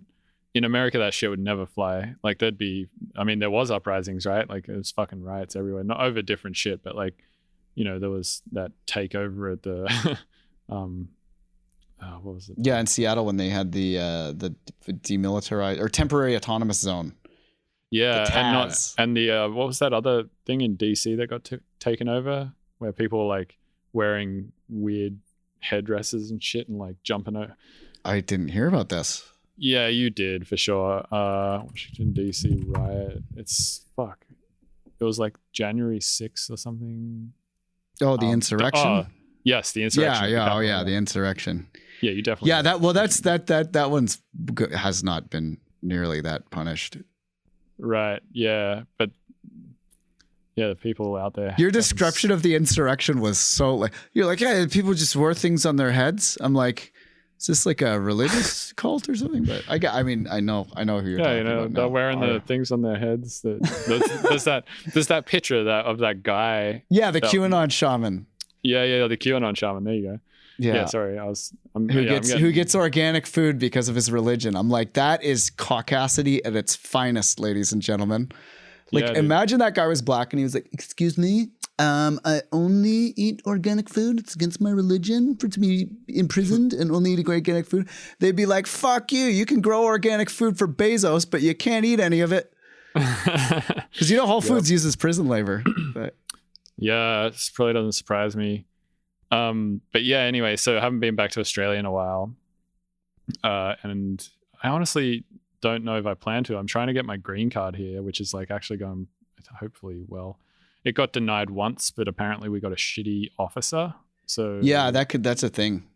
Yeah, that's apparently if we like change 2 things and like resubmit, we'll probably get it. So yeah, because a lot of those people, they just like they don't care. Like it's just paperwork to them. They're just like, I hate this job. Right, you know, it's like, dude, this is someone's life. Yeah, they don't care. Dude, the last time I had to renew my visa, Nunuk was 9 months pregnant. So we went across the border on foot to come back in. Oh, what? Because we couldn't fly. So we went down to Tijuana and like you have to do it like at the like there's a date. Yeah, we drove to the border to Tijuana and we went over the border on Tijuana on foot and just like walked around the lap. Like we just walked like it's like a block. We just walked across and back. And when we got back, there were these 2 customs guards, and they had this, dude in handcuffs there who is in the front and not in the secondary screening area. And they were like punching him in the stomach and stuff in front of all these people in the front, including my pregnant wife. Jeez. But they weren't really like, it was a really half-assed beating. Like they were just kind of doing it like here and there. And then in between the punches, they were showing each other pictures of cars on Instagram and arguing about whether Bugattis or Lamborghinis were better. And then just punching the guy, just like intermittently while they were arguing about cars on Instagram. And I was like, this is just a job to these dudes. Like, this is not like, these are just not human beings at all. No, it was they're not. Wild. Yeah, dude, I fucking realized that to the fullest extent, how fucking much, people who get into these sort of guard jobs are just the mostly egotistical power trippers. There's some nice people in there that I've met, but Yeah. Oh, totally. And it's like, especially when you're on a work visa. Like I remember when the pandemic first happened, I got a email from my visa agency, and they were like, "Hey, you can't get any aid from the U.S. government, or your visa will be denied." Like Trump put out this order and was like, anyone who takes aid from the government is like, they're not getting another visa, because why would, they're taking jobs and they're taking aid and those foreigners and blah, blah, blah, blah. So the whole pandemic, I'm like, oh, well, I can't take any aid. And then they just like changed it at the end, afterwards, as soon as Biden was in, they were like, oh yeah, that's fine. You could have got aid. And I'm like, God damn it. so Like it was so annoying, because like those PPP loans and all that, like that would have really helped when I was lost my touring job and had a giant 5 studio warehouse complex that I couldn't have anybody over at. Yeah, dude, that shit would have cost a lot. The rent there was surely not cheap. It was massive place. Yeah, it was fun though. It was really fun, and we needed to move to have a more child appropriate place anyway. So whatever, I'm over it. It was a beautiful chapter of our lives, but that chapter. Yeah, totally. Yeah, cool. Hey man, we should probably wrap this because I'm fucking tired. Yeah, we're out of questions. We've made it through all the questions. That's why I started asking you questions about brain chips and things, just to see where we could take it. Yeah, I mean, I'd be down to chat for ages, but I've been like trying to go to bed early just to get my life routine a little cleaner. I got sick of doing the going to bed at 3 a.m. shit and waking up at midday type. Yeah. Thing. So I've been trying to go to bed at midnight, wake up at 8 a.m. So it's 10:30 now. I have to start packing down. And so yeah, screen time is over. Yeah, exactly. Cool. Well, Bill, it's been a slice. It's been fun to ask you all these questions and learn more about your fantastic record and about how how things are going for you, man. I miss you. It's great to catch up. Yeah, man. Likewise. Yeah, it'll be awesome to finally hang out at some point, whether or not you're in SF or I'm in Vancouver. Well, we got our Mr. Bill Gates gig coming up. Oh, we got a couple of them on the calendar, baby. I thought did they not get canceled? No, Otherworld.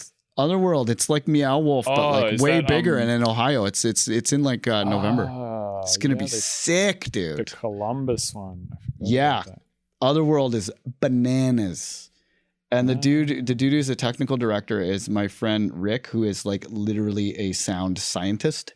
And they have just a shockingly overpowered sound system there that is going to be not all the way up at all. So it's going to sound pristine. But yeah, Rick is the best. And shouts out to Shannon too. Shannon joined our team at the dojo doing SEO and stuff. But his girl Shannon is super rad too. But yeah, Otherworld is going to be next levs. And we got Antennae on the bill too. Dude, fuck yeah. Yeah. We should probably start planning for that. Yeah, dude. So you're going to be seeing a lot more of me. Yeah, so we have that, and then do we have another one? I think there's a couple Mr. Bill gigs on the tour. Yeah, just it's in my cover graphic on every social media. Yeah, I've seen that one going around, The Arrival. How's your album doing, by the way? Oh, it's great. I hit number 13 on the iTunes chart, which was pretty cool. Oh, crazy. That's awesome. In the first 24 hours, it hit 100,000 plays on Spotify. So that was pretty good. I did one of those marquee banners for it on the advice of Daddy Kev over at Alpha Pup.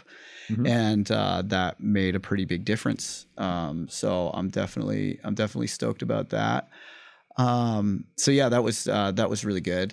And we've got a whole bunch more new music videos coming out that are pretty stoked on. And the audio video sets on the tour have been a whole other level, man. I got a pretty foolproof system for the audio video sets now, where I don't have to rely on the Pioneer mixers, and I have a Serato sound card that kicks out 2 outputs that I mix in a mixer. So I just used a mixer for analog mixing.